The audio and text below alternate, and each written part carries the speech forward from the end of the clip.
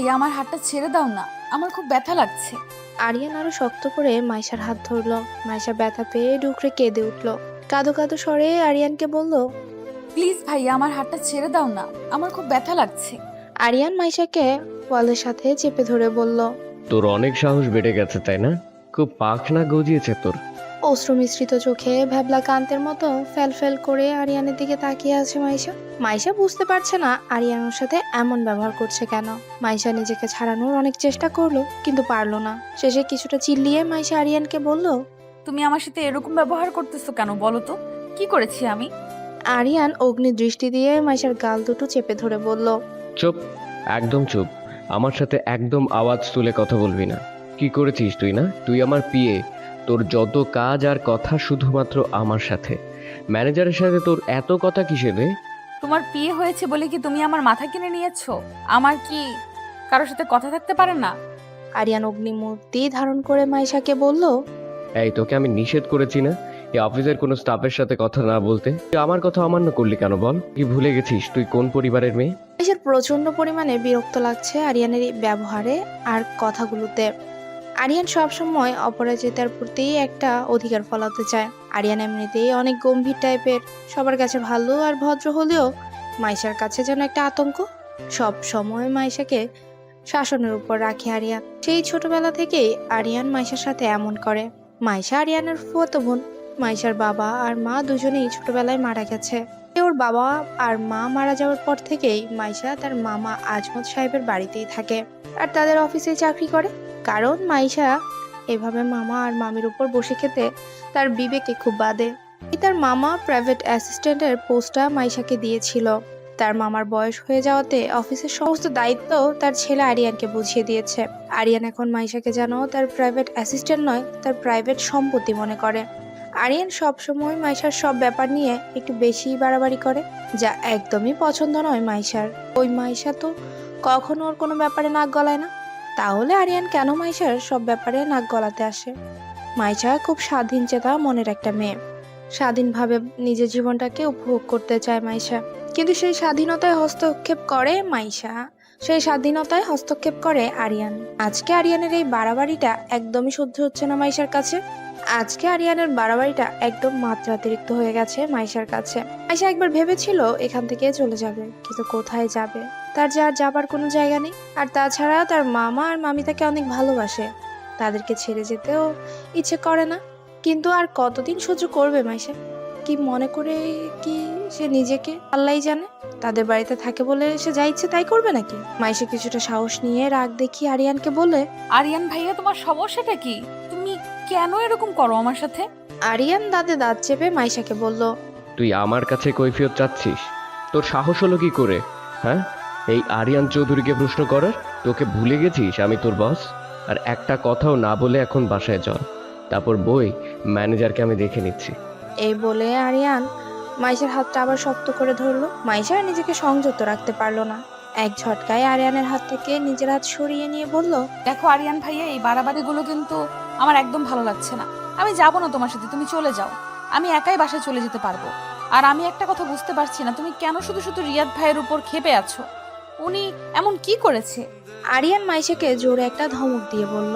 চুপ, আর একটা কথাও বলবি না। খুব সাহস বেড়ে গেছে তোর না? আজকে বাসায় চল।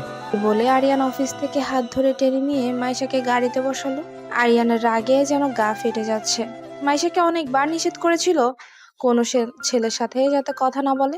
কোনো ছেলের সাথে মাইশাকে একদম সহ্য করতে পারে না আরিয়ান। সিসি ক্যামেরায় মাইশাকে ম্যানেজারের সাথে হেসে হেসে কথা বলতে দেখে আরিয়ানের মাথায় রক্ত উঠে গিয়েছিল। কই, আরিয়ানের সাথে তো এত সুন্দর করে হেসে হেসে কখনো কথা বলে না মাইশা। আরিয়ান দেখতে তো কোনো দিক থেকে খারাপ নয়। দেখতে যেমন সুন্দর তেমন স্মার্ট। লম্বা 6 ফুটের উপরে, ছোট করে চাপদাড়ি রাখা, সুঠাম দেহতা, সুন্দর করে কাটিং আর জেল দেওয়া চুল, কথা বলা, ভাবভঙ্গি, হাঁটা চলার স্টাইল যে কোনো মেয়েরই নজর কাড়বে। এক কথায় বলতে গেলে যে কোনো মেয়ের প্রথম দেখাতেই ক্রাশ খাবে। তো সেই দিকে কোনো ভ্রুক্ষেপ নেই আরিয়ানের। আরিয়ানের ভালো লাগা, আকর্ষণ সবকিছুই তো মাইশাকে ঘিরে। কেমন একটা অজানা টান আর অনুভূতি কাজ করে মাইশার জন্য আরিয়ানের মনে। আরিয়ান মাইশাকে বারবার নিষেধ করেছিল কোনো ছেলের সাথে কথা না বলতে, কিন্তু মাইশা আরিয়ানের নিষেধ অমান্য করে ম্যানেজারের সাথে মাইশাকে এত হাসাহাসি করে কথা বলতে দেখে যেন সরাসরি আরিয়ানের কলিজায় গিয়ে লাগলো। এই দৃশ্য সহ্য করতে না পেরে মাইশার সাথে এমন ব্যবহার করেছে আরিয়ান। মাইশাকে গাড়িতে উঠিয়ে জোরে জোরে গাড়ি ড্রাইভ করতে লাগলো আরিয়ান। আরিয়ানে এত জোরে গাড়ি ড্রাইভ করতে দেখে মাইশা ভয় পেয়ে গেল। মাইশা আরিয়ানকে বলল, প্লিজ আরিয়ান ভাইয়া আস্তে গাড়ি চালাও, আমার খুব ভয় লাগছে। মাইশার কোনো কথাই কানে নিল না আরিয়ান। মাইশা ভয় পেয়ে আরিয়ানের এক হাত চেপে ধরলো। হঠাৎ আরিয়ানের জোরে গাড়িটা ব্রেক করলো। মাইশা তাল সামলাতে না পেরে মিরর গ্লাসের সঙ্গে ওর কপালে বাড়ি খেতে নিচ্ছিল। তখনই আরিয়ান ওর কপালের সামনে হাত রাখলো। মাইশা ভয়ে চোখ বন্ধ করে আছে। খুব মায়াবী লাগছিল ওর মুখটা দেখতে। ওর মুখে কিছুটা বিরক্তি ছাপ স্পষ্ট। হঠাৎ ধাক্কা লাগার কারণে কিছুটা চুল কপালের উপর এসে এলোমেলো ভাবে ছড়িয়ে পড়েছে। সব মিলিয়ে মাইশাকে খুব সুন্দর লাগছে দেখতে। আরিয়ান এক দৃষ্টিতে মাইশার দিকে তাকিয়ে আছে। মাইশা সেই দিকে কোনো খেয়াল নেই। ওর দৃষ্টি সামনের দিকে স্থির। কেউ কোনো কথা বলছে না। ওদের মধ্যে পিনপতন নীরবতা চলছে। হঠাৎ মাইশার ফোনটা বেজে ওঠে। মাইশা ফোন বের করে সঙ্গে সঙ্গে সাইলেন্ট করে দিল। বারবার কেউ মাইশাকে ফোন দিচ্ছে আর মাইশা বারবার সাইলেন্ট করে দিচ্ছে। মাইশা যেন ফোনটা রিসিভ করতে চেয়েও রিসিভ করতে পারছে না আরিয়ানের ভয়ে। হঠাৎ করে আরিয়ান মাইশার হাত থেকে ফোনটা টান দিয়ে নিয়ে ফোনের দিকে তাকিয়ে দেখলো ম্যানেজার রিয়াদ বারবার ওকে ফোন দিচ্ছে। রাগে আরিয়ানের চোখ দুটো লাল হয়ে গেল। সঙ্গে সঙ্গে আরিয়ান মাইশার ফোন থেকে সিমটা খুলে ভেঙে ফেললো। মাইশা সঙ্গে সঙ্গে চিল্লিয়ে উঠে বলল, কিন্তু তুমি কি করলে? আমার সিমটা ভেঙে ফেললে কেন? আরিয়ান অগ্নির দৃষ্টি নিয়ে তাকালো মাইশার দিকে। ওর চোখ দিয়ে যেন আগুন ঝরছে। এই আগুনে যেন মাইশাকে ও এক্ষুনি পুড়িয়ে মারবে। মাইশা ওর ফোনটা নেবার জন্য হাত বাড়াতে যাবে, তখনই আরিয়ান ওর ফোনটা গাড়ির জানলা দিয়ে বাইরে ফেলে দিল। মাইশা ওর ফোনটা আনার জন্য গাড়ি থেকে নামতে যাবে, তখনই আরিয়ান ওর চুলের মুঠি ধরে ওকে বলল, কোথায় যাচ্ছিস? হ্যাঁ, শখ না তোর? রিয়াদের সাথে কথা বলার। মাইশা ওর চুলে ব্যথা পেয়ে কাতরাতে কাতরাতে বলল, আমার খুব ব্যথা লাগছে আরিয়ান ভাইয়া, ছাড়ো প্লিজ। আরিয়ান ওর কোনো কথায় পাত্তা না দিয়ে নিজের ঠোঁট ওর ঠোঁটে ডুবিয়ে দিল। হঠাৎ জোরে একটা কামড় বসিয়ে দিল মাইশার ঠোঁটে। মাইশা ব্যথায় কুকড়ে উঠল। মাইশার ঠোঁট আরিয়ানের দখলে। মাইশা ব্যথায় ছটফট করতে লাগল। প্রায় 15 মিনিট পর আরিয়ান মাইশাকে ছেড়ে দিল। মাইশার ঠোঁট কেটে রক্ত পড়ছে। আরিয়ান ওর ঠোঁটটা বৃদ্ধা আঙ্গুল দিয়ে এপাশ থেকে ওপাশ মুছে নিয়ে মাইশার গাল দুটো চেপে ধরে বলল, এরপর থেকে কোনোদিন যদি আমার কথার অবাধ্য হয়েছিস, আমার অপছন্দের বাইরে কোনো কাজ করেছিস, তাহলে তার ফল এর থেকে অনেক বেশি ভয়ানক হবে। আরিয়ান ঠোঁটের কোণে ডেভিল মার্কে একটা হাসি দিয়ে আবার গাড়ি চালাতে শুরু করলো। মাইশার চোখ দিয়ে পানি পড়ছে। মাইশার নিজেকে যেন খাঁচায় বন্ধে একটা পাখির মতো লাগছে, যেখানে তার বিন্দুমাত্র স্বাধীনতা নেই। তার জীবনের সকল স্বাধীনতা আর সকল সিদ্ধান্ত যেন আরিয়ানের নিয়ে বসে আছে। মাইশার খুব কষ্ট লাগছে তার ফোনটার জন্য।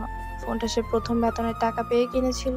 আরিয়ান তার বড়লোক মামার ছেলে, তার কাছে সামান্য ফোন কিছুই না, কিন্তু মাইশার কাছে অনেক কিছু। কিছুক্ষণ পর ওরা বাড়িতে পৌঁছে গেল। মাইশা দ্রুত গাড়ি থেকে বের হয়ে দৌড়ে ওর রুমে চলে গেল। ঠিক এইভাবে দৌড়ে রুমে চলে যেতে দেখে আরিয়ানের ছোট বোন আলিয়া বুঝতে পারলো তার ভাই অবশ্যই মাইশাকে আবার কিছু না কিছু বলেছে। তার ভাইটাকে নিয়ে আলিয়া আর পারে না। কেন যেন ওই মাইশার সাথে এমন করে। মাইশার প্রতি যখন ওর এতই ভালোবাসা, তাহলে কেন মাইশাকে ওর মনের কথাটা বলে দিচ্ছে না? কথাগুলো ভাবতে ভাবতেই মাইশার রুমের দিকে গেল আলিয়া। মাইশা তার বাবা মায়ের ছবিটা বুকে নিয়ে অঝরে কাঁদছে। আজ নিজেকে এই পৃথিবীর বড় অসহায় আর নিঃস্ব লাগছে মাইশার কাছে। মাইশা তার বাবা আর মায়ের ছবিতে হাত বুলাতে বুলাতে বলল, মা বাবা তোমরা কেন তোমাদের সাথে আমাকে নিয়ে গেলে না? তাহলে তো আজকের এই দিনটা আমাকে দেখতে হতো না। প্রতিনিয়ত যে আমি ভেতরে ভেতরে শেষ হয়ে যাচ্ছি, আমি যেটা বোঝাতে পারছি না যে আমারও একটা মন আছে, আমারও ইচ্ছে করে স্বাধীনভাবে বাঁচতে। আমার জীবনটা যেন একটা বন্দি পাখির মতো হয়ে গেছে, আমি যে আর পারছি না। কথাগুলো বলছে আর মাইশার চোখ দিয়ে অঝরে অশ্রুধারা ঝরে পড়ছে। তখনই আলিয়ার আগমন ঘটলো। আলিয়া মাইশার কাঁধে হাত রাখলো। মাইশা সঙ্গে সঙ্গে নিজের চোখের পানিটা মুছে নিল। আলিয়া মাইশাকে ওর দিকে ঘুরিয়ে বলল, মাইশা, ভাইয়া তোকে আজকেও বকাবকি করেছে তাই না? মাইশা আলিয়াকে জড়িয়ে ধরে কেঁদে দিল। এ বাড়িতে একমাত্র আলিয়ার সাথে মাইশা একটু মন খুলে কথা বলতে পারে, নিজের মনের কষ্টটা একটু হলেও শেয়ার করতে পারে। মাইশা চোখের পানি মুছিয়ে দিয়ে বলল, ভাইয়া তোকে আজকেও বকাবকি করেছে তাই না? মাইশা কান্নারত কণ্ঠে বলল, শুধু কি বোকা, আজকে আরিয়ান ভাইয়া তো আমার গায়ে হাত পর্যন্ত তুলেছে। আচ্ছা আলিয়া, আমি তোদের বাসায় আছি বলেই কি আরিয়ান ভাইয়া আমার সাথে যা ইচ্ছা তাই করবে? এইভাবে বলিস না মাইশা, তুই ভুল ভাবছিস ভাইয়াকে। ভাইয়া যা করে তোর ভালোর জন্যই করে। তুই একদিন না একদিন ঠিকই বুঝতে পারবি। কিছুটা রাগ নিয়ে আলিয়াকে বলল, মন ভালো আমার দরকার নেই আলিয়া, যেখানে কোনো স্বাধীনতা থাকে না, মানুষের কোনো মূল্যায়ন থাকে না, যেভাবে ইচ্ছা তার সাথে খারাপ ব্যবহার করে, সেই ভালোর আমার কোনো প্রয়োজন নেই আলিয়া। হঠাৎ কিছু ভেঙে যাওয়ার আওয়াজে আসে মাইশার ঘরের সামনে থেকে। ওরা মাইশার ঘরের সামনে এগিয়ে গিয়ে দেখলো একটা ফুলদানি মাইশার ঘরের সামনে ভেঙে টুকরো টুকরো হয়ে পড়ে আছে। আলিয়া বুঝতে পারলো তার ভাই অবশ্যই এতক্ষণ এখানে দাঁড়িয়ে দাঁড়িয়ে ওদের কথা শুনছিল। মাইশার কথাগুলো আরিয়ান সহ্য করতে না পেরে তার রাগটা এই ফুলদানির উপর ছেড়েছে। মাইশার ফুলদানিটার দিকে চোখ বড় বড় করে তাকিয়ে আছে। তো সেই ফুলদানিটা যেটা কিছুদিন আগে রিয়াদ তাকে গিফট করেছিল। আরিয়ান এই ফুলদানিটাকেও ছাড়লো না। এই ফুলদানিটা কি দোষ করেছিল? এই ফুলদানিটা খুব পছন্দের ছিল মাইশার। আরিয়ান তার পছন্দের জিনিসগুলো সব এক এক করে নষ্ট করে দিচ্ছে। এখন ফোন আর এখন এই ফুলদানি। আরিয়ান আর কত এইভাবে অত্যাচার করবে তার উপর? আরিয়ান রাগে গজগজ করতে করতে রুমের ওপাশ থেকে ওপাশ হাঁটছে। আরিয়ান ইচ্ছে করছিল সব ভেঙে চুরমার করে দিতে। আরিয়ান রাগে কটমট করতে করতে বলল, খুব শখ না তোর অন্যের দেয়া জিনিস খুব সুন্দর করে নিজের কাছে সাজিয়ে রাখার? তো শখের জিনিসটা তো ভেঙে গেল। এইভাবে সবকিছু ভেঙে চুরে চুরমার করে দেবো আমি ছাড়া তোর জীবনে অন্য কোনো কিছু প্রাধান্য পেতেই পারে না। মুক্তি চাস না তুই আমার কাছ থেকে? কোনো মুক্তি নেই তোর আমার কাছ থেকে। রিয়াদ আরো বেশ কয়েকবার মাইশার ফোনে কল দিল, কিন্তু কিছুতেই মাইশার ফোনে কল ঢুকাতে পারছে না রিয়াদ। রিয়াদ এক বুক হতাশা নিয়ে মনে মনে আওড়ালো, কেন যে মাইশা নিজের ফোনটা বন্ধ করে রেখেছে বুঝতে পারছি না। আমার যে মাইশার সাথে কথা বলা ছাড়া মোটেও ভালো লাগছে না। কেমন যেন পাগলা পাগলা লাগছে নিজের কাছে। মাইশা কি ওর মনের কথা বোঝে না? যত দ্রুত সম্ভব মাইশাকে ওর মনের কথা বলে দিতে হবে। ঠোঁটের কোণে খুব ব্যথা করছে মাইশার। মাইশা আয়নার সামনে দাঁড়িয়ে দেখলো ওর ঠোঁটটা অনেকটা ফুলে গেছে। মাইশা একটা মলম বের করে ওর ঠোঁটে লাগিয়ে দিল। টপ করে দুফোঁটা চোখের পানি গড়িয়ে পড়লো মাইশার চোখ থেকে। মাইশা নিজ মনে ভাবছে, কবে তার মুক্তি মিলবে এখান থেকে? এদিকে আরিয়ানের রাগ কমে যেতেই কেমন যেন একটা খারাপ লাগা কাজ করছে আরিয়ানের মনের মধ্যে। আজকে মাইশার সাথে অনেক বেশি রাগ বিহেভ করে ফেলেছে। আরিয়ানের উচিত ছিল নিজের রাগটাকে কিছুটা কন্ট্রোলে রাখার, কিন্তু কি করবে আরিয়ান? ও তো আরিয়ানের রাগের মধ্যেই লুকিয়ে থাকা ভালোবাসাটা যে মাইশা বুঝতে চায় না। একটা অপরাধ বোধ কাজ করছিল মাইশার মনে, আরিয়ানের মনের মধ্যে। কিভাবে যে মাইশার কাছে সরি বলবে বুঝতে পারছে না আরিয়ান, কিন্তু যেভাবে হোক আরিয়ানকে মাইশার কাছে সরি বলতেই হবে, তা না হলে আরিয়ান শান্তি পাবে না, পাচ্ছেও না। আরিয়ান সঙ্গে সঙ্গে মাইশার রুমের দিকে চলে গেল, কিন্তু রুমে যেয়ে মাইশাকে পেল না আরিয়ান। মাইশাকে খুঁজতে খুঁজতে ছাদে যেয়ে দেখলো মাইশা মন খারাপ করে ছাদের এক কোণায় দাঁড়িয়ে আছে। আরিয়ান মাইশার কাছে এগিয়ে গেল। মাইশা আরিয়ানকে দেখা মাত্রই ছাদ থেকে চলে যাচ্ছিল, তখনই আরিয়ান মাইশার হাতে টেনে ধরলো। মাইশা সঙ্গে সঙ্গে তীক্ষ্ণ কণ্ঠে বলে ওঠে, আরিয়ান ভাই আমার হাতটা ছাড়ো, আমি নিচে যাব। হঠাৎ আরিয়ান বলে। আরিয়ান হঠাৎ মাইশার সামনের দোকানে ধরে হাঁটু গেড়ে বসে পড়লো। মাইশা অবাক হয়ে আরিয়ানের দিকে তাকিয়ে আছে। আরিয়ান তার দোকানে ধরে আবেগ মাখা কণ্ঠে বলল, I am very sorry Maisha, really I am so sorry, please forgive me please. Maisha শুধু অবাক হয়ে আরিয়ানকে দেখে যাচ্ছে। মাইশা কি বলবে ভেবে পাচ্ছে না। তখন আরিয়ান তার সাথে ওরকম ব্যবহার করলো। একটু আগে তার শখের ফুলদানিটাও আছাড় মেরে ভেঙে ফেললো, এখন আবার তার কাছে সরি বলছে। মাইশা কিছু বলছে না, চুপ করে দাঁড়িয়ে আছে। আরিয়ান আবার মাইশাকে বলল, কিরে কথা বল। সরি বললাম তো। সত্যি আমার তোর সাথে এমনটা করা একদম ঠিক হয়নি। আমি আমার ভুলটা বুঝতে পেরেছি। এখন কি কান ধরে উঠবোস করলে খুশি হবি? এই বলে আরিয়ান কান ধরে উঠবস করতে যাচ্ছিল, তখনই মাইশা তাকে থামিয়ে দিয়ে বলল, ব্যাস, হয়েছে হয়েছে, এত ঢং করতে হবে না। তোর জন্য আমি সবকিছু করতে পারি রে, কিন্তু তুই বুঝিস না। কি বুঝবো? আরিয়ান মাইশার দিকে তাকিয়ে মনে মনে বলে। তুই এমন কেন মাইশা? তুই কি কখনো আমার মনের কথাটা বুঝবি না? আরিয়ান তার পকেট থেকে মাইশাকে একটা চকলেট বের করে দিল। আরিয়ান জানে মাইশা চকলেট অনেক পছন্দ করে। মাইশা চকলেটটার দিকে তাকিয়ে ভাবছে, নিজে কষ্ট দেয় আবার নিজে এসে সরি বলে। আমার পছন্দ অপছন্দ সব দিকটা খুব সুন্দরভাবে খেয়াল রাখে, তারপরও কেন আমার সাথে এরকম করে সে? মাইশা আরিয়ানের হাত থেকে চকলেট নিয়ে খেতে শুরু করলো। আরিয়ান এক দৃষ্টিতে মাইশার চকলেট খাওয়া দেখছে। চকলেট খেতে খেতে কিছুটা চকলেট মাইশার ঠোঁটে লেগে গেল। আরিয়ান মাইশার ঠোঁটে লেগে যাওয়া চকলেটটা হাত দিয়ে মুছে দিল। হঠাৎ করে মাইশা আহ করে উঠল। আরিয়ান মাইশার ঠোঁটের দিকে তাকিয়ে দেখলো মাইশার ঠোঁটটা ফুলে আছে, ঠোঁটের কোণে হালকা কাটা দাগ দেখা যাচ্ছে। সঙ্গে সঙ্গে আরিয়ানের গাড়ির মধ্যে ঘটে যাওয়া ঘটনাটার কথা মনে পড়লো। আরিয়ানের নিজের প্রতি নিজের ধিক্কার দিতে ইচ্ছে করছে।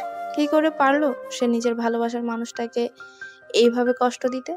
আরিয়ান কি বলবে বুঝতে পারছে না। কথাগুলো ভাবতে ভাবতে আরিয়ানের চোখ গেল মাইশার দিকে। মাইশার চুলগুলো খোলা, বাতাসে চুলগুলো উঠছে আর কিছু কিছু ওর কপালে এসে পড়ছে। মাইশা কিছুক্ষণ পর পর কপালের থেকে ওর চুলগুলো সরিয়ে কানের পাশে গুজে দিচ্ছে।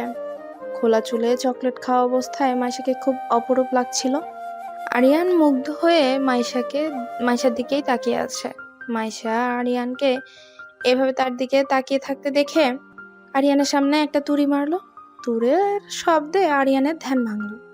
মাইশা চকলেটের শেষ অংশটা ও মুখে দিতে দিতে আরিয়ানকে বলল, এইভাবে তাকিয়ে আছো কেন? আমার নজর লাগবে না? পরে তো আমার পেট খারাপ করবে। আরিয়ান মনে মনে বলল, তোমার উপর আমার নজর তো সে কবেই লেগে গেছে। সেই নজর আর কোনোদিনও সরবে না। বেশ কিছুক্ষণ পর আরিয়ান আর মাইশা ছাদ থেকে নিচে নেমে গেল। ছাদ থেকে নেমে মাইশা তার মামিকে রান্নাঘরে হেল্প করতে গেল। আলিয়া লেখাপড়া করে, তাই তার মাকে তেমন হেল্প করতে পারে না। আর মাইশা তো অফিস নিয়ে ব্যস্ত থাকে, তার মামিকে তেমন একটা হেল্প করাও হয় না। তার মামি সারাদিন ঘরের সমস্ত কাজ করে ব্যস্ত, সমস্ত কাজ করে একা। তাই মাইশা যতটুকু সময় পায় মামিকে কাজে হেল্প করে। আজও তার অন্যতা হলো না। এদিকে আরিয়ান তার ঘরে চেয়ারে হেলান দিয়ে বসে ভাবছে, যত দ্রুত সম্ভব রিয়াদকে অফিস থেকে বের করে দিতে হবে। রিয়াদকে কিছুতেই মাইশার কাছাকাছি ঘেঁষতে দেওয়া যাবে না। বাবার সাথে এই বিষয়ে আজকে কথা বলতে হবে। রাতের বেলা খেতে বসে আরিয়ান তার বাবাকে কথায় কথায় বলল। বাবা, তোমার সাথে অফিসের বিষয়ে আমার একটা কথা ছিল। আরিয়ানের বাবা আমজাদ সাহেব এক লোকমা মুখে নিতে নিতে আরিয়ানকে বলল, কি কথা, কোনো সমস্যা হয়ে গেছে নাকি অফিসে? না, আসলে আমি ভাবছিলাম অফিস থেকে কিছু পুরাতন লোককে ছাঁটাই করে নতুন কিছু লোক নেব। কেন, ওরা কি দোষ করছে? নতুন লোক নিলে অফিসের কাজকর্ম আরো আপডেট হবে তাই। না আরিয়ান, ওরা সবাই আমার অনেক বিশ্বস্ত লোক। আর বিশ্বস্ত লোক যে কাজটা খুব আন্তরিকভাবে করবে, নতুন লোকগুলো সেইভাবে করবে না। আরিয়ান বাবার কথা শুনে আরিয়ানের প্ল্যানিংটা একদম ভেস্তে গেল। আরিয়ান তো ভেবেছিল এই সুযোগে তাদের ম্যানেজার রিয়াদকে অফিস থেকে ছাঁটাই করে দিয়ে নতুন ম্যানেজার রাখবে, কিন্তু সেটা আর হলো কই। আমজাদ সাহেব আরিয়ানকে সব দায়িত্ব বুঝিয়ে দিলেও অফিসের ব্যাপারে কোনো সিদ্ধান্ত নেবার আগে আমজাদ সাহেবকে জানাতে বলেছে। তাই ব্যাপারটা জানাতে হয়েছিল আরিয়ানকে, তা না হলে নিজেই রিয়াদকে অফিস থেকে বের করে দিত। মাইশা আরিয়ানের কথা শুনে ঠিকই বুঝতে পারলো আরিয়ান ঠিক কাকে মিন করছিল অফিস থেকে ছাঁটাই করার ব্যাপারে। কিন্তু মাইশা ভেবে পায় না আরিয়ান কেন রিয়াদের উপর এত রেগে আছে। রিয়াদ তো যথেষ্ট ভালো আর মার্জিত একটা ছেলে, চুপচাপ আর কাজও অনেক দক্ষ।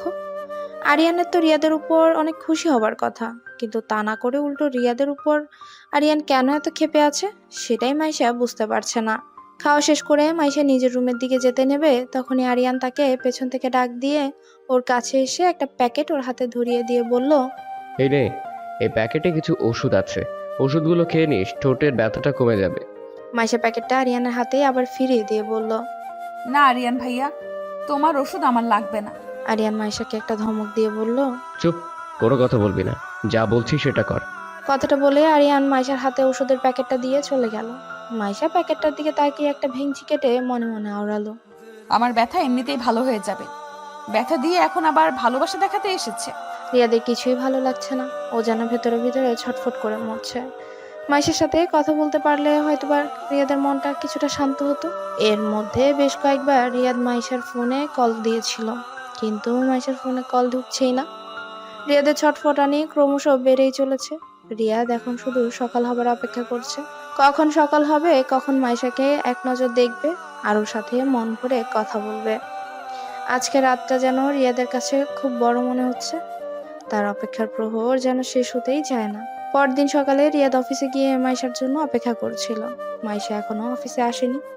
রিয়াদ কিছুক্ষণ পর পর পর্যবেক্ষণ করছে মাইশা এসেছে কিনা। কিছুক্ষণ পর রিয়াদ তার কাঙ্ক্ষিত ব্যক্তিটাকে দেখতে পেয়ে তার ঠোঁটের কোণে একটা স্বস্তির হাসি ফুটে উঠল। মাইশা তার কেবিনে ঢুকতে রিয়াদ এসে তাকে বলল, তোমার ফোনটা বন্ধ ছিল কেন মাইশা?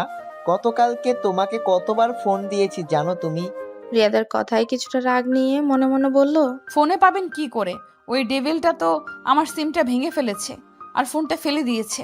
মাইশা কথা বলছে না দেখে রিয়াদ আবারও মাইশাকে বলল, কি হলো মাইশা, কথা বলছো না কেন? আসলে আমার ফোনটা হাত থেকে পানিতে পড়ে গিয়ে নষ্ট হয়ে গেছে। উফ, তুমি বিশ্বাস করবে না মাইশা, তোমাকে ফোনে না পেয়ে আমার খুব টেনশন হচ্ছিল তোমার জন্য। পেছন থেকে আরিয়ান বলে ওঠে, মিস্টার রিয়াদ, ওর জন্য ভাবার অনেক মানুষ আছে, টেনশন করার অনেক মানুষ আছে। আপনার না ভাবলেও করলেও চলবে। আপনি বরং আপনার কাজটা নিয়ে ভাবুন। তা না হলে আপনাকে আমি এই অফিসে রাখবো কিনা সেটা নিয়ে আমাকে ভাবতে হবে। না, লিভ ফ্রম হেয়ার। এইভাবে আরিয়ান চলে আসাতে রিয়াদ অনেকটা ঘাবড়ে গেল। রিয়াদ দ্রুত করে মাইশার কেবিন থেকে বেরিয়ে গেল।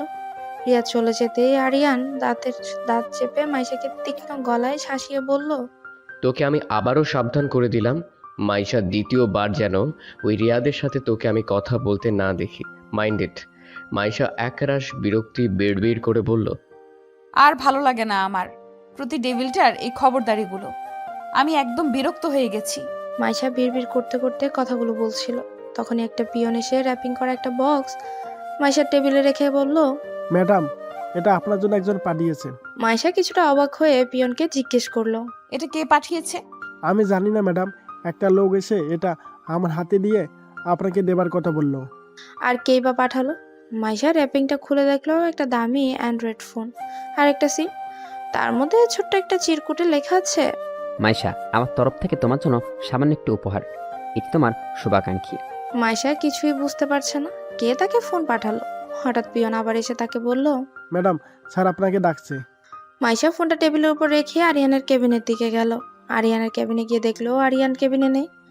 মাইশা বেশ কিছুক্ষণ আরিয়ানের জন্য অপেক্ষা করে নিজের কেবিনের দিকে চলে গেল। মাইশা কেবিনে ঢুকতেই যা দেখলো তা দেখার জন্য মাইশা একদমই প্রস্তুত ছিল না। মাইশা নিজের কেবিনে এসে দেখলো ফোনটা ভেঙে টুকরো টুকরো হয়ে নিচে পড়ে আছে। মাইশার চোখ যেন চড়ক গাছ হয়ে গেল। মাইশা ভেবে পাচ্ছে না হঠাৎ কে করলো এই কাজ। ভাবতে ভাবতে মাইশা কিছুটা আন্দাজ করতে পারলো এই কাজটা কে করতে পারে। কারণ যে কাজটা করেছে সে সব সময় মাইশার সকল ব্যাপারে তার ময়লা নাকটা গলাতেই আসে। তাই সে ছাড়া এই কাজটা দ্বিতীয় আর কেউ করবে না। মাইশা একরাশ রাগ মনের ভেতর নিয়ে ফোনের ভাঙা টুকরোগুলো উঠিয়ে হনহন করে আরিয়ানের কেবিনের দিকে চলে গেল। আরিয়ানের কেবিনে ঢুকে মাইশা দেখলো আরিয়ান কার সাথে যেন খুব ফিসফিসিয়ে ফোনে কথা বলছে। মাইশাকে দেখা মাত্রই সে ফোনটা রেখে দিল। মাইশা আরিয়ানের টেবিলের উপর ফোনের টুকরোগুলো কিছুটা ছুঁড়ে মেরে আরিয়ানকে তীক্ষ্ণ গলায় বলল, এটা নিশ্চয়ই তোমার কাছে, তাই না? এই ফোনটা কি দোষ করলো? কেন এরকম করলে? আরিয়ান মাইশার প্রশ্নের কোনো উত্তর না দিয়ে পিয়নকে তার কেবিনে ডেকে বলল, মাইশা রাগে ফুঁসছে। মাইশা এমনিতেও ফোনটা তার কাছে রাখতো না। এই ফোনটা যে দিয়েছে তা যে কোনোভাবেই খোঁজ নিয়ে অবশ্যই তাকে ফোনটা ফিরিয়ে দিত। কিন্তু তার আগে আরিয়ান ফোনটা ভেঙে টুকরো টুকরো করে দিল। মাইশা একদম শিওর এই কাজটা আরিয়ান ছাড়া আর কোনো কারোই হতে পারে না। কারণ মাইশার কেবিনে একমাত্র আরিয়ানই যাতায়াত করে। মাইশা আবারও আরিয়ানকেই একই প্রশ্ন ছুড়ে মারল। কি হলো বলছো না কেন? এটা কেন করলে? আমি জানি এই কাজটা তোমার। আরিয়ান মাইশাকে কিছুটা ঝাঁঝালো গলায় বলল, তোর সাহস হয় কি করে আমার কাছে কৈফিয়ত চাওয়ার? আমি তোর কোনো প্রশ্নের উত্তর দিতে বাধ্য নই। আর এই অফিসটা আমার, তাই কারো কাছে কৈফিয়ত চাওয়ার অধিকারটাও শুধুমাত্র আমার, তোর না। তোকে ঠিক যেই কাজের জন্য রাখা হয়েছে তুই সেই কাজটাই কর। মাইশার আজ খুব রাগ হচ্ছে তার মামার উপর। মামা কেন যে এরকম একটা ডেভিলকে তার অফিসের দায়িত্ব দিল কে জানে। মাইশা আর কোনো কথা না বলে আরিয়ানের রুম থেকে চলে যাচ্ছিল। তখনই আরিয়ান মাইশাকে পেছন থেকে ডাক দিয়ে বলল, এই দাঁড়া, কোথায় যাচ্ছিস? তোকে আমি যেতে বলেছি। তো কি করব? যা আমার জন্য 1 কাপ ব্ল্যাক কফি নিয়ে আয়। তোমার কি আমাকে পিয়ন মনে হয়? আর এই কাজগুলো করার জন্য অফিসে পিয়ন আছে। আমার পিএকে। আমি সো আর কোনো কথা না বলে আমার জন্য এই মুহূর্তে ব্ল্যাক কফি নিয়ে আয়, যা। মাইশা আরিয়ানকে একটা মুখ ভেঙচি মেরে কফি আনতে চলে গেল। মাইশা চলে যেতে আরিয়ান চেয়ারে হেলান দিয়ে হাতে একটা কলম নিয়ে ঘোরাতে ঘোরাতে বলল, মাছরাঙা পাখি, ঘুঘু দেখেছো কিন্তু ঘুঘুর ফাঁদ দেখোনি। Just wait baby. কথাটা বলেই একটা ডেবিল মার্কা হাসি দিল। মাইশার কেবিনে কিছুটা আড়ালে দাঁড়িয়ে কেউ একজন ফোনে কথা বলছিল। ওই পাশ থেকে সে উত্তর দিল, আমি সবসময় ওকে নজরে নজরে রাখছি, আর আমি আপ্রাণ চেষ্টা করে যাচ্ছি আমার কাজটা সাকসেসফুল করার জন্য। যত দ্রুত সম্ভব আমি আপনাকে ভালো একটা রেজাল্ট জানাবো। ওপাশ থেকে কিছু বলার পর আবার উত্তর দিল, আমার পথে তো ওই একজনই বাধা হয়ে দাঁড়ায়। তা না হলে কবেই আমি এই কাজটা শেষ করে ফেলতাম। একে আয়ত্ত করা আমার জন্য কোনো ব্যাপারই ছিল না। ও প্রান্ত থেকে কিছু বলার পর সে আবার উত্তর দিল, না না, ওকে কিছু করা যাবে না, করলে অনেক বড় ঝামেলা হতে পারে। আপনি আমাকে আর একটু সময় দিন প্লিজ। ওপাশ থেকে ফোন কেটে দিতেই সে তার হাত যুগল মুষ্টিবদ্ধ করে রাগান্বিত হয়ে বলল, কতদিন তুই ওকে আমার কাছ থেকে সেভ করবে আমিও দেখব। আমার তো এই মিশনটা সাকসেসফুল করতেই হবে। তার জন্য আমার যা যা করতে হয় আমি সবই করব। শুধু সঠিক সময়টার অপেক্ষায়। কথাগুলো বলেই সে আপন মনে হাসতে লাগলো। কিছুক্ষণ পর মাইশা এক কাপ কফি বানিয়ে এনে আরিয়ানের হাতে দিল। আরিয়ান কফিতে এক চুমুক দিতেই নাক মুখ কুহিচ্ছে মাইশাকে বলল, এটা কোন কফি বানিয়েছিস, নাকি নিমপাতার রস নিয়ে এসেছিস, কোনটা? তোকে তো ব্ল্যাক কফি না দিয়ে তোকে তো করল্লার রস খাওয়ানো উচিত, আইলার বাচ্চা। আরিয়ান কফিটা বাস্কেটে ফেলে দিয়ে মাইশাকে বলল, যা, আবার আমার জন্য কি সুন্দর করে ব্ল্যাক কফি বানিয়ে নিয়ে আয়। এবার যদি ভালো না হয় ডাইরেক্ট তোর মাথায় ঢালবো। মাইশা তো রাগে গায়ের ভেতর হিড়হিড় করছে। মাইশা বুঝতে পারছে আরিয়ান ইচ্ছে করেই তার সাথে এমন করছে। আরিয়ানকে শালা কুত্তা বিলাই কোথাকার নানা ধরনের বলে মনে মনে আরো অনেক গালাগালি দিতে লাগলো। আরিয়ানের হাত থেকে কফির মগটা নিয়ে এক ঝটকায় টান দিয়ে চলে গেল। মাইশা চলে যেতে আরিয়ান একটা মুচকি হেসে বলল, মাছরাঙা পাখি, তোমাকে রাগলে যে কি কিউট লাগে তা তুমি নিজেও জানো না। একদম আমার কলিজা হেসে ধাক্কা লাগে। হঠাৎ আরিয়ানের ফোনটা বেজে উঠলো। আরিয়ান ফোন রিসিভ করেই বলে ওঠে, কাজটা কতদূর আগালো? আপনি কোনো চিন্তা করবেন না স্যার, কাজ প্রায় অনেক দূর এগিয়ে গেছে। গুড, খুব সতর্কভাবে কাজটা করতে হবে। এতটুকু যেন ফাঁক ফাঁক ফোকর না থাকে, এমনভাবে কাজটা করবে কেউ যেন কিছুই বুঝতে না পারে, ঠিক আছে? আরিয়ান ফোন রেখে পকেটে হাত দিয়ে শীষ বাজাতে বাজাতে বিড়বিড় করে বলতে লাগলো, তুই এমন জায়গায় হাত বাড়িয়েছিস, তোর যে এর পরিণতি কি হবে তা তুই নিজেও জানিস না। তোর মতো বেইমানের জন্য কঠিন থেকে কঠিনতর শাস্তি অপেক্ষা করছে। আয়শা আবার কফি বানিয়ে এনে আরিয়ানের হাতে দিল। আরিয়ান কফিতে চুমুক দিয়ে বলল, গুড গার্ল, এবার কফিটা একদম ঠিক হয়েছে। তারপর আরিয়ান তার ক্যাবিনের একটা আলমারি দেখিয়ে বলল, যা, ওই আলমারিতে কিছু ফাইল রাখা আছে, বের কর। মাইশা আলমারি থেকে ফাইলগুলো বের করে আরিয়ানের টেবিলের উপর রাখলো। এই কয়েকটা ফাইল 30 মিনিটের মধ্যে চেক করে আমাকে সাবমিট কর। কথাটা শুনে মাইশার চোখ যেন ছানা বড়া হয়ে গেল। ফাইলগুলোর দিকে তাকিয়ে মাইশা ভাবছে, এতগুলো ফাইল কেউ কয়েকটা ফাইল বলছে? এতগুলো ফাইল চেক করে দিতে তো আমি 30 মিনিট নয়, আমি 3 ঘন্টাতেও পারবো না। আইলার বাচ্চা, তুই এগুলো ইচ্ছে করে আমার সাথে করছিস তাই না? এতগুলো ফাইল আমি কি করে 30 মিনিটে শেষ করব? মাইশা আরিয়ানকে বলল, এতগুলো ফাইল আমি 30 মিনিটের মধ্যে শেষ করতে পারবো না, আমাকে আরো সময় দিতে হবে। যদি আর একটাও কথা বলিস তাহলে ফাইলের সংখ্যা বাড়বে আর টাইমের সংখ্যা কমবে। এবার ভেবে দেখ তুই কি করবি। মাইশা ফাইল নিয়ে নিজে কেবিনে যেতে নেবে। তখনই আরিয়ান তাকে বলল, এই দাঁড়া, কোথায় যাচ্ছিস? আমার সামনে বসেই কাজটা কমপ্লিট করবি তুই। হ্যাঁ? হ্যাঁ নয় হ্যাঁ। কিন্তু আরিয়ান চোখ গরম করে মাইশার দিকে তাকালো। মাইশা ভয় পেয়ে গেলেও আরিয়ানকে মনে মনে 101টা গালাগালি দিতে লাগলো। শালা ইন্দুর, বান্দর, খচ্চর, ওই আইলা, এই পিচ্ছি একটা মেয়ের উপর এত জুলুম করা! তোর কপালে এমন বউ জুটবে না, সারাদিন তোর উপর খবরদারি করবে, দেখিস। মাইশা আপন মনে কাজ করছিল আর আরিয়ান তাকে এক দৃষ্টিতে মুগ্ধ হয়ে দেখে যাচ্ছিল আর মনে মনে আওড়াতে লাগলো, আরে কি সুন্দর লাগছে আমার পিচ্চি মাছরাঙা পাখিটা। কিন্তু এই পিচ্চি মাছরাঙা পাখিটা হয়তো বা জানে না তার জন্য ঠিক কি অপেক্ষা করছে। কথাগুলো ভেবেই মনে মনে একটা বাঁকা হাসি দিল আরিয়ান। 30 মিনিট পর আরিয়ান মাইশাকে বলল, টাইম ইজ ওভার। এই তো হয়ে গেছে, আর কয়েক সেকেন্ড প্লিজ। তাই তুই কি এক্সাম হলে বসে এক্সাম দিচ্ছিস? আর আমি কি তোর এক্সাম নিচ্ছি যে তুই এক্সাম শেষ করার জন্য আমার কাছ থেকে টাইম চাইছিস? সঙ্গে সঙ্গে মাইশা জোরে বলে। মাইশা আরিয়ানের সামনে সবগুলো ফাইল এগিয়ে দিয়ে বলল, আমার কাজ হয়ে গেছে। আরিয়ান ফাইলগুলো না দেখে মাইশাকে আলমারিতে রেখে দিতে বলল। মাইশা তো চোখ মুখ খিচে তাকিয়ে আছে আরিয়ানের দিকে। মাইশার ইচ্ছে করছে ফাইলগুলো মাথায় মারতে। শুধু মাইশাকে এতক্ষণ খাটালো। মাইশা ফাইলগুলো আলমারিতে রেখে রাগে গজগজ করতে করতে আরিয়ানের ক্যাবিন থেকে বেরিয়ে গেল। সন্ধ্যের দিকে আরিয়ান নিজের রুমে বসে একটা কাগজ সামনে নিয়ে ঠোঁটের কানে বাঁকা একটা হাসি দিয়ে বলল, খুব তাড়াতাড়ি এমন কিছু হতে চলেছে যা তুমি কল্পনাও করতে পারোনি। মাইশা অনেকক্ষণ যাবত ধরে ছাদে দাঁড়িয়ে আছে। স্নিগ্ধ শীতল বাতাসটা খুব ভালো লাগছে মাইশার কাছে। বাতাসটা হালকা দুলে দুলে মাইশার শরীরে এসে হালকা পরশ দিয়ে যাচ্ছে। অনেক ভাবনা মাইশার মাথায় ঘুরপাক খাচ্ছে। সে যা ভাবনাটা শুধুমাত্র আরিয়ানকে নিয়ে। মাইশা মাঝে মধ্যে আরিয়ানকে একদমই বুঝে উঠতে পারে না। আরিয়ানের যেন অনেকগুলো রূপ, মাইশা বুঝে উঠতে পারে না কোনটা আরিয়ানের আসল রূপ। আরিয়ান যেন ক্ষণে ক্ষণে নিজের রূপ পাল্টায় না, আর ভাবতে পারছে না মাইশা মাথার দুপাশে আঙ্গুল দিয়ে ডলতে ডলতে বিড়বিড় করতে করতে বলল, না, আর ভেবে এত কাজ নেই। বেশি ভাবলে পরে আবার মাথা ব্যথা করবে। অনেক দিন আলিয়ার সাথে গল্প করা হয় না, যাই নিচে গিয়ে দেখি ও কি করছে। মাইশা ছাদ থেকে নামতে যাবে তখনই আরিয়ানের সঙ্গে তার ধাক্কা লাগলো। মাইশা পড়ে যাচ্ছিল, সঙ্গে সঙ্গে আরিয়ান কোমর জড়িয়ে ওকে ধরে ফেললো। কিরে, দেখে হাঁটতে পারিস না নাকি? নতুন করে আবার হাঁটা শেখাতে হবে? তোর মতো একটা আইলা যেখানে থাকবে সেখানে তো ধাক্কা লাগবেই। কিরে, উঠবি নাকি এভাবেই থাকবি? মাইশার সঙ্গে সঙ্গে নিজেকে স্বাভাবিক করে উঠে দাঁড়িয়ে বলে, শোনো, দোষটা আমার নয়, দোষটা তোমার। তুমি এসে আমাকে ধাক্কা মেরেছো, আমি নই। চুপ, একদম চুপ। ধাক্কা মেরে আবার আমার সঙ্গে তর্ক করছিস?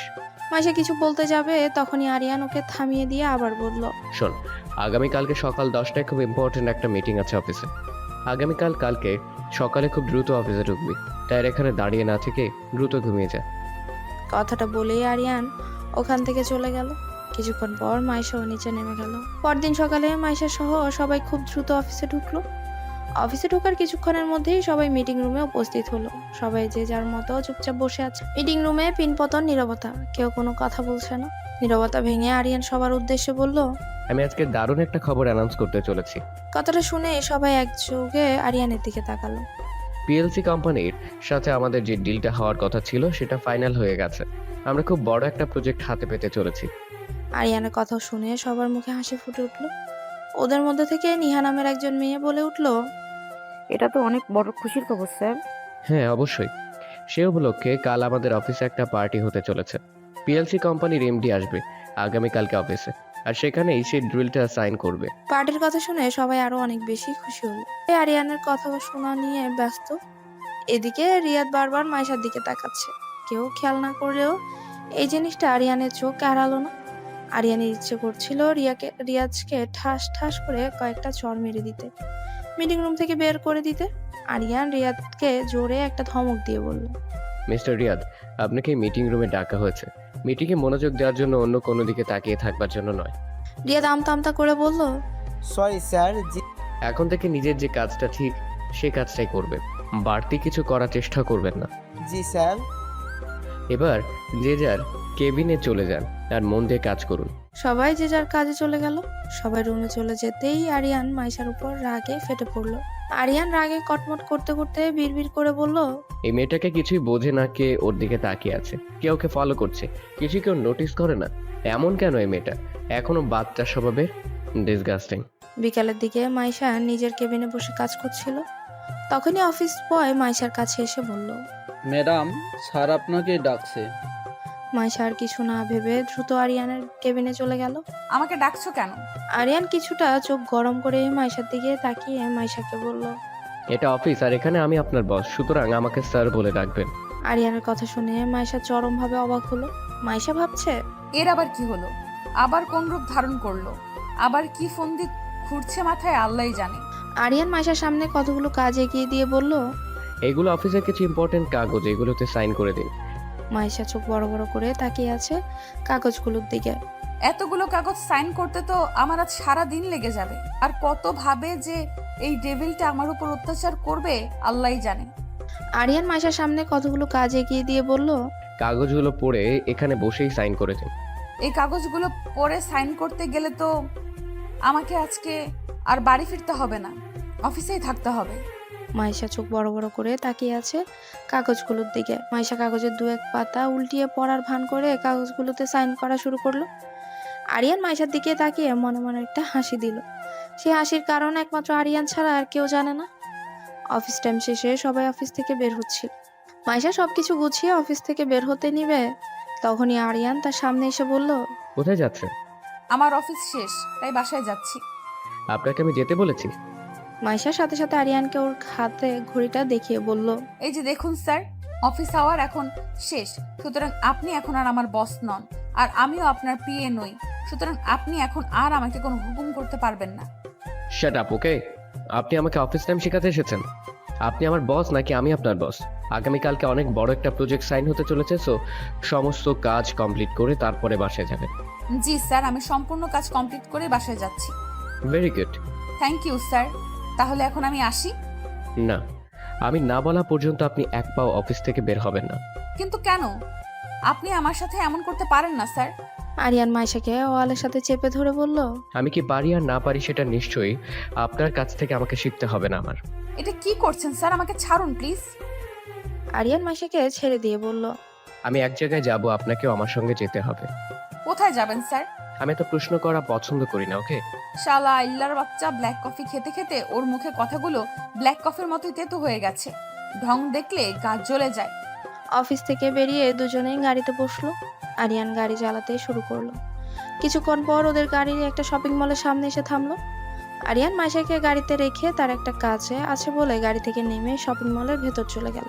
আরিয়ান চলে যেতেই আইল্লার বাচ্চা, তোর কাজ আছে তো তুই আমাকে কেন নিয়ে আসলি? এখন বাসায় গেলে কি সুন্দর আমার ফেভারিট কার্টুনটা দেখতাম আর মামির হাতের স্পেশাল চা আর পকোড়া খেতাম। ওর তো আবার আমার সুখ সহ্য হয় না। কিভাবে আমাকে খাটাবে সব সময়, সেই ফোন দিয়ে আটে ডাইনোসর কোথাকার। কেউ একজন অনেকক্ষণ ধরে আড়াল থেকে মাইশার দিকে নজর রাখছে। সে পকেট থেকে নিজের ফোনটা বের করে একজনকে ফোন দিয়ে বলল, আপনি কোনো চিন্তা করবেন না স্যার, সবকিছু প্ল্যানিং মোতাবেকই হবে, শুধু সঠিক সময়ের অপেক্ষা।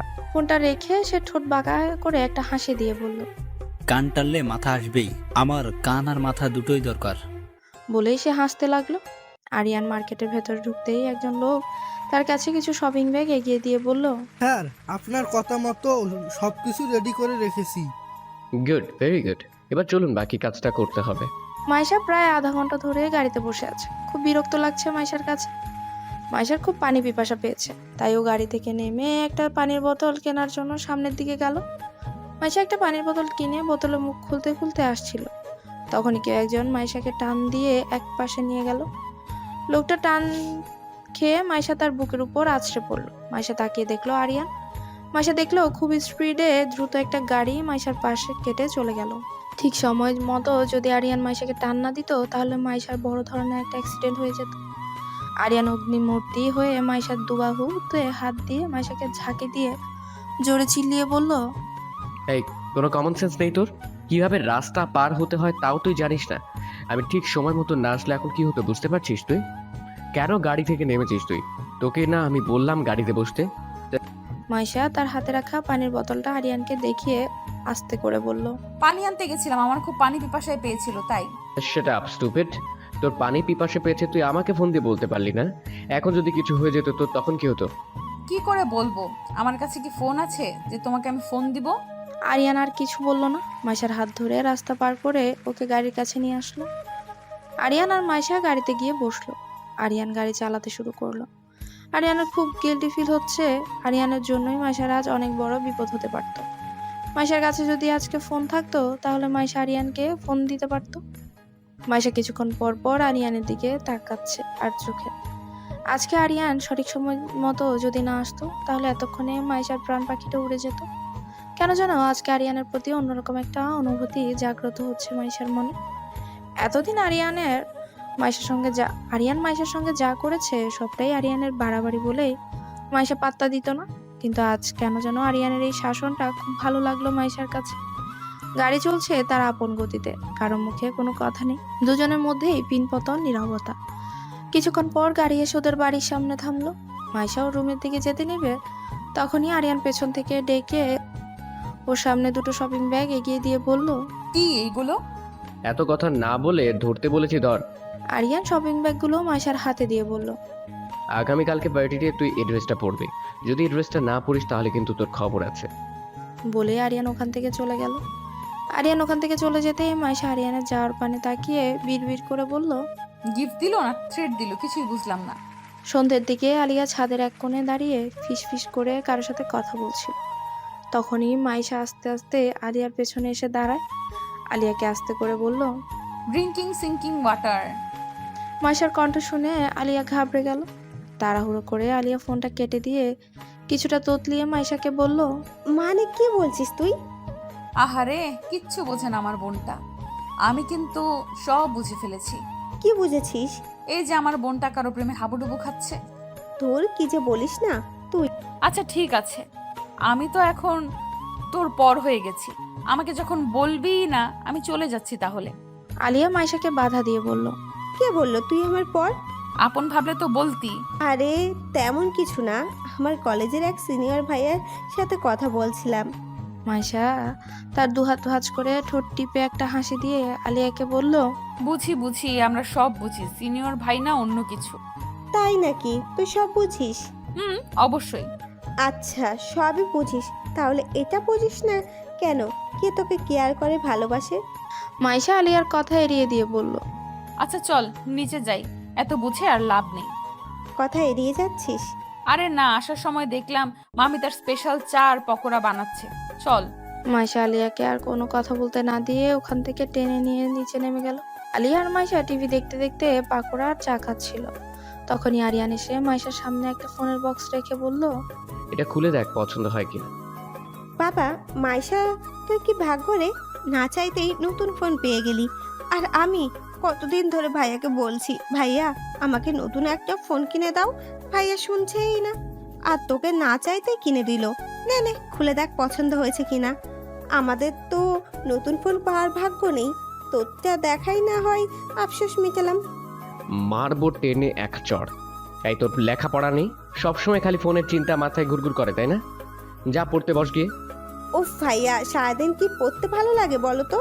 তোর না সামনে পরীক্ষা, সারাদিন পড়ার টেবিলে বসে থাকবে? যা এখন পড়তে বস। মাইশা আরিয়ানকে থামিয়ে দিয়ে বলল, আপনি এমন করছেন কেন স্যার? ও ঠিক সময় মতো পড়তে বসবে।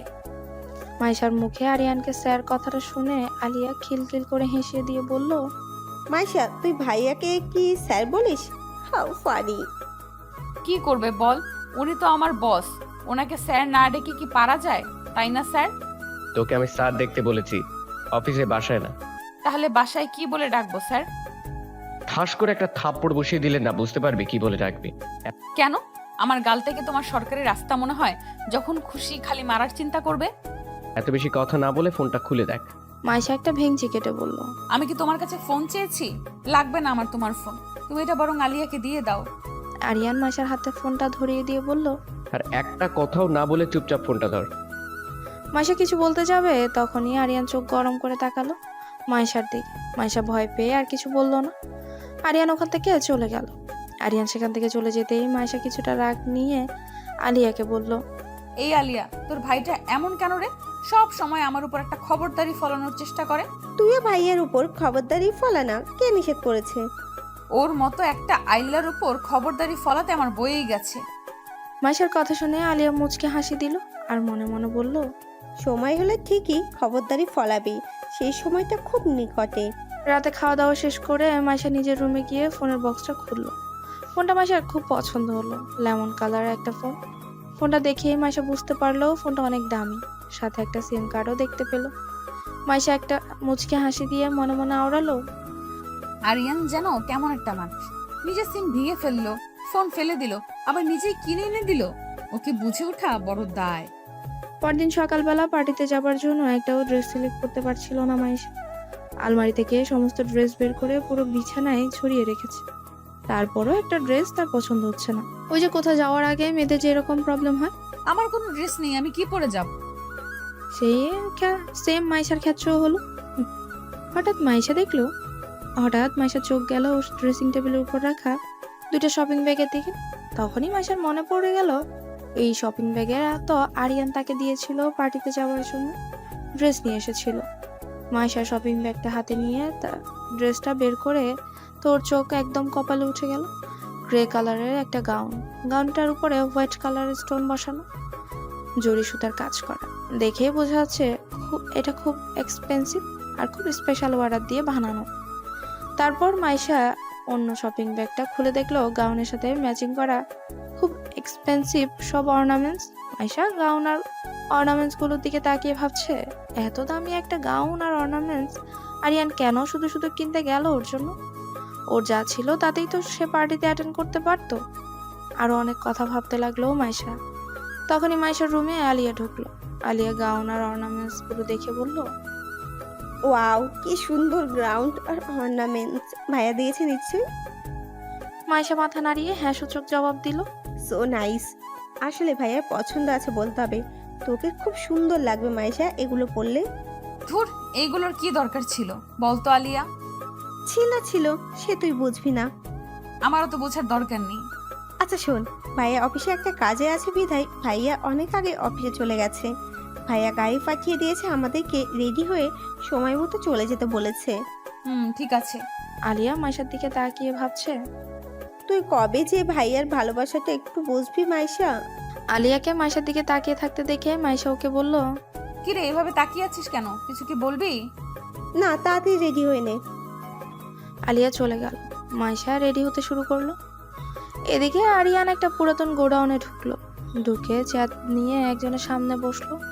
ওর সামনে লোকটির মুখ আর হাত পা বাঁধা। আরিয়ান ঠাস ঠাস করে কয়েকটা থাপ্পড় বসিয়ে দিল তার 2 গালে। আরিয়ানের চোখ দিয়ে যেন আগুন ছড়ছে। আরিয়ানের ইচ্ছে করছিল ওর হাতের পিস্তলটা দিয়ে এখানে ওকে শুট করে মেরে ফেলতে, কিন্তু আরিয়ান তা পারছে না। আরিয়ান ওর মুখের বাঁধনটা একজনকে খুলে দিতে বলল।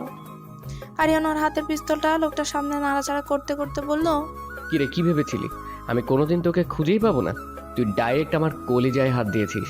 এবার বল, কার কথায় তুই এই কাজটা করেছিলি? লোকটা চুপ করে আছে, কোনো কথা বলছে না। আরিয়ান পিস্তলটা ওর কপালের মাঝ বরাবর ধরে ওকে বলল, জাস্ট একবার ট্রিগারের চাপ দেব, একটা গুলি যথেষ্ট, তারপর তুই ফেরেস আর তোর পরিবারও শেষ। এবার ঠিক করে ভেবে দেখ কি করবি, সত্যিটা বলবি নাকি শেষ হয়ে যাবে? লোকটা আকতি মিনতি করে বলতে লাগলো, প্লিজ স্যার, প্লিজ আমাকে মারবেন না, আমার পরিবারের কোনো ক্ষতি করবেন না। আমার কিছু হয়ে গেলে আমার পরিবার শেষ হয়ে যাবে। ওকে, তোকে আমি মারবো না, ছেড়ে দেব। তার আগে তুই সত্যিটা বল, কে তোকে হায়ার করেছিল? Tell me the truth right now. Sir, আমি ওনার চেহারা দেখিনি, ওনার সাথে শুধু আমার ফোনে কথা হয়েছিল। আমার এক লোকের মাধ্যমে উনি মাইশা ম্যাডামের ছবি দিয়ে আমাকে বলেছিল ওনাকে যে কোনো ওভাবে হয় খুন করতে আর না হয় ঘুম করতে। আর সেই লোকও ওনার চেহারা দেখেনি, কারণ উনি তখন একটা কালো মুখোশ পরেছিল। বুঝতে পেরেছি তোর বাঁচার কোনো ইচ্ছে নেই। ঠিক আছে, তাহলে তোর ইচ্ছেটাই আমি পূরণ করে দেই। না স্যার, বিশ্বাস করুন স্যার, আমি সত্যি বলছি। বিশ্বাস না হলে আপনি আমার ফোনটা চেক করে দেখতে পারেন। ওই নাম্বার থেকে আমাকে কতবার কল দেওয়া হয়েছিল। আরিয়ান ফোনটা চেক করে দেখলো সত্যি একটা নাম্বার থেকে ওকে অনেকবার কল দেওয়া হয়েছিল। আরিয়ান সেই নাম্বারটাতে কয়েকবার কল দিল, কিন্তু বারবার ওই নাম্বারটা সুইচ অফ বলছে। তার মানে সে জেনে গেছে ওর হায়ার করা লোকটা আরিয়ানের কাছে ধরা পড়েছে। কিন্তু কতদিন সে পালিয়ে বেড়াবে আরিয়ানের কাছ থেকে? আরিয়ান যেভাবেই হোক তাকে ঠিক ধরে ফেলবে, তারপর অনেক হিসেব তার সাথে বুঝে নেবে। 8 ঘন্টা পর মাইশা রেডি হয়ে আয়নার সামনে দাঁড়ালো। পুরো গাউন জুড়ে হোয়াইট স্টোন আর জরি সুতোর কাজ করা, ম্যাচিং করা কানের দুল, ব্রেসলেট, চুলগুলো কিছুটা উঁচু করে বাঁধা, চোখে হালকা কাজল, হালকা লিপস্টিক আর হালকা মেকআপ, সব মিলিয়ে একটা কিউটের ডিব্বা। কিছুক্ষণ পর ওরা দুজন বাড়ি থেকে বেরিয়ে গেল। ওদের গাড়িটা অফিসের সামনে এসে থামলো। অফিসের ভিতরে ঢুকতেই মাইশার এক কলিগ সীমা মাইশার কাছে এসে বলল, ওয়াও দোস্ত, তোকে তো খুব সুন্দর লাগছে। সীমা হলো মাইশার খুব ক্লোজ একটা ফ্রেন্ড। কিছুদিন আগেই মাইশার রেফারেন্সে সীমার এই অফিসে চাকরি হয়েছে। মাইশা সীমাকে জড়িয়ে ধরলো। মাইশা আর সীমা কথা বলছিল, আর আলিয়া অফিসটাকে ঘুরে ঘুরে দেখছিল। হঠাৎ কেউ একজন আলিয়ার হাতে জোরে একটা টান দিয়ে আলিয়াকে একপাশে নিয়ে গেল। আলিয়া চিৎকার করতে যাবে, তখনই ওর মুখ চেপে ধরলো। আরে আলিয়া, কি করছো কি? সামনের লোকটাকে দেখে আলিয়া রীতিমতো অবাক হয়ে গেল। এই যে তার ভাইয়ের বন্ধু রাফাত, গতকালকে এর সাথে এই ছাদে দাঁড়িয়ে কথা বলছিল। আলিয়া নিজের মুখ থেকে রাফাতের হাত সরিয়ে বলল, এ কি রাফাত, তুমি এখানে কি করছো? ভাইয়া দেখলে কিন্তু সন্দেহ করবে। রাফাত হেসে দিয়ে বলল, আমি এখানে না আসলে তোমাদের ডিলটাকে সাইন করবে শুনি? মানে আরিয়ানের ডিলটা আমাদের কোম্পানির সাথে হচ্ছে। সত্যি? হঠাৎ রাফাত আলিয়ার হাত ধরে এক টান দিয়ে নিজের বুকের সাথে মিশিয়ে নিল। আলিয়া ঠোঁটের সাথে নিজের ঠোঁট হালকা ছুঁয়ে দিল। আলিয়া লজ্জা পেয়ে কিছুটা সরে গেল। কি করছো কি এসব রাফাত? আমার জানটাকে একটু আদর করতাম। হয়েছে, এখন চলো যা যাক। মাইশা আমাকে না দেখলে পরে খোঁজাখুঁজি শুরু করবে। আরিয়ানের চোখ জোড়া মাইশাকে দেখার জন্য অধীর আগ্রহে অপেক্ষা করছিল। সেই মুহূর্তেই মাইশা ভেতরে ঢুকলো। মাইশার দিকে অপলক দৃষ্টিতে তাকিয়ে আছে আরিয়ান। মাইশা ভেতরে ঢুকে দেখলেও অনেক কাপল ডান্স করছে। রাফাত তার এক হাত দিয়ে আলিয়ার দিকে বাড়িয়ে দিয়ে বলল, I get the can rank with my dark girl. Alia একটা মুচকি হেসে রাফাতের হাত ধরে সম্মতি জানালো। একটা স্টাফ এসে সবার হাতে পার্টি মাস্ক দিল, কারণ এইটাই পার্টি স্পেশাল রুলস। সবাইকে আজ পার্টি মাস্ক পরেই ডান্স করতে হবে। লাইটস অফ হয়ে গেল, আর তখনই একজন ছেলে বলে উঠলো। সবাই যে যার মতো পার্টনার সিলেক্ট করে ডান্স করা শুরু করেছিল। মাইশা এক পাশে যে একটা চেয়ারে বসে আছে। মাইশার পাশে আরো কয়েকজন মেয়ে বসেছিল। কিছুক্ষণ পর ওদেরকে এসে কয়েকজন ছেলে ডান্স করতে প্রপোজাল দিতেই ওরা ডান্স করতে চলে গেল। মাইশা একাই বসে আছে। হঠাৎ মাস্ক পরা একজন লোক এসে মাইশার দিকে হাত বাড়িয়ে দিল। মাইশা উঠে দাঁড়ালো।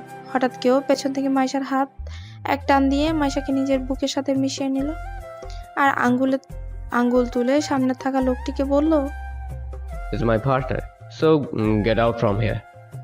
লোকটার গলার কণ্ঠ শুনে মাইশা বুঝতে পারলো এটা আরিয়ান। মাইশা আরিয়ানের দিকে তাকালো। আরিয়ানকে খুব সুন্দর লাগছিল দেখতে। গ্রে কালারের স্যুট, প্যান্টের ভেতরে কালো কালার শার্ট, স্পাইক করা চুল, সব মিলিয়ে দারুণ লাগছিল আরিয়ানকে।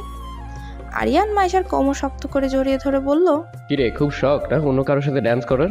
আজ দেখবো তুই কত ড্যান্স করতে পারিস। ছাড়ো, কেউ দেখে ফেলবে। Just shut up. আরিয়ানের ধমক খেয়ে মাইশা আর কিছু বলল না। ওরা ডান্স করতে লাগলো। প্রায় 1 ঘন্টা ডান্স করার পরে মাইশা অনেকটা হাঁপিয়ে গেল। প্লিজ ছাড়ো আমাকে, আমার আর ভালো লাগছে না। আরিয়ান মাইশাকে আরো কাছে টেনে জোরে চেপে ধরে বলল, এইটুকুতেই হাঁপিয়ে গেলে চলবে মাছরাঙা পাখি? তোর তো খুব শখ অন্য কারোর সাথে ড্যান্স করার, কর দেখি কত পারিস। দেখো, এটা তোমার ভুল ধারণা। আমি কারোর সাথে ডান্স করার জন্য মত দেইনি। লোকটা আমাকে অফার করেছিল, আমি না বলতেই যাচ্ছিলাম, তার আগে তুমি এসে পড়েছিলে। কে শোনে কার কথা? আরিয়ান মাইশাকে জোর করে ধরে আবার নাচতে শুরু করলো। বেশ কিছুক্ষণ পর মাইশা আরিয়ানকে করুণ গলায় বলল, আমি আর পারছি না, প্লিজ। আরিয়ান মাইশার কানের কাছে মুখ নিয়ে বলল, এরপর থেকে কোনো ছেলের ধারে কাছে যাবার চেষ্টাও করবি না, কথাটা মাথায় রাখিস। আরিয়ান মাইশাকে ধরে নিয়ে একটা চেয়ারে বসালো। একটা ওয়েটারকে বলল 1 গ্লাস কোল্ড ড্রিঙ্কস দিয়ে দিতে। হঠাৎ আরিয়ানের ফোনটা বেজে উঠল। আরিয়ান ফোনে কথা বলার জন্য কিছুটা দূরে চলে গেল। আরিয়ান মাইশার কাছ থেকে চলে যেতেই পার্টি মাস্ক পরা একজন মাইশার দিকে তাকিয়ে একটা বাঁকা হাসি দিল। ওয়েটার কিছুক্ষণ পর মাইশাকে 1 গ্লাস কোল্ড ড্রিঙ্কস এনে দিল। কোল্ড ড্রিঙ্কসটা খেয়েই মাইশার কেমন যেন লাগছিল। মাইশা চোখের সামনে সব যেন ঘোলা ঘোলা দেখছিল। হঠাৎ পেছন থেকে কেউ মাইশার মুখ চেপে ধরে। মাইশা অনেক চেষ্টা করেও নিজের মুখ থেকে তার হাত সরাতে পারছিল না। টেবিলে রাখা গ্লাসের সাথে মাইশার হাত লেগে গ্লাসটা নিচে পড়ে ভেঙে যায়। কিন্তু ভেতরে মিউজিক চলছিল, এজন্যই গ্লাস ভাঙার শব্দ কারো কান অব্দি পৌঁছায়। এমনকি ভেতরে অন্ধকার ছিল বিদায় কেউ বিষয়টা খেয়ালও করেন। লোকটা মাইশার মুখ চেপে ধরে মাইশাকে জোর করে ওখান থেকে অন্যদিকে নিয়ে গেল। তখনই ওখানে আরিয়ান চলে আসে। আরিয়ান মাইশাকে ওখানে না দেখে এদিক সেদিক খোঁজাখুঁজি শুরু করে। আরিয়ান কয়েকবার মাইশার নাম ধরে ডাকলো, কিন্তু ভেতরে মিউজিক চলার কারণে আরিয়ানের ডাক আরিয়ানের কানের কাছেই ফিরে আসছে। আরিয়ান মিউজিক অফ করে দিয়ে রুমের লাইটস অন করতে বলে। হঠাৎ রুমের লাইট অন করাতে লোকটা মাইশাকে নিয়ে পালাতে পারেন। আরিয়ান দেখলো মুখোশ পরা একটা লোক মাইশার মুখ চেপে ধরে আছে আর মাইশাকে নিয়ে যাবার জন্য টানা হিচড়া করছে। অবস্থা বেগতিক দেখে লোকটা মাইশাকে একটা ধাক্কা মেরে সেখান থেকে দৌড়ে চলে যায়। আরিয়ান অফিসের কয়েকটা স্টাফকে বলল লোকটার পিছু নিতে। রাফাত সহ ভেতরে কয়েকজন লোক লোকটার পিছনে।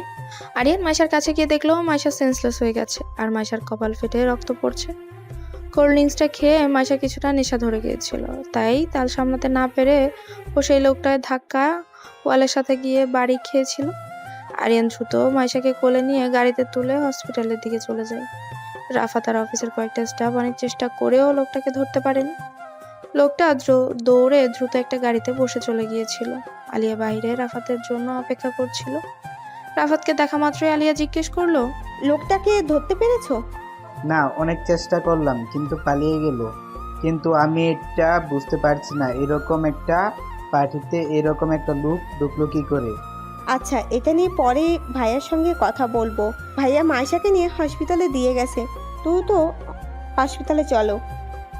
হসপিটালে যাবার সঙ্গে সঙ্গে মাইশাকে ইমার্জেন্সিতে নেওয়া হয়। আরিয়ানের মাথায় কিছুই ঢুকছে না। কে বা কারা এবং কেনই মাইশার ক্ষতি করতে চায়? শত্রুতা থাকলে আরিয়ানের সঙ্গে থাকার কথা, কারণ বিজনেস আরিয়ান করে, মাইশা নয়। শত্রুতা হবার কথা একমাত্র আরিয়ানের সাথে। মাইশাকে কেন তারা মাঝখান থেকে মারতে চাইছে সেটাই বুঝতে পারছে না আরিয়ান।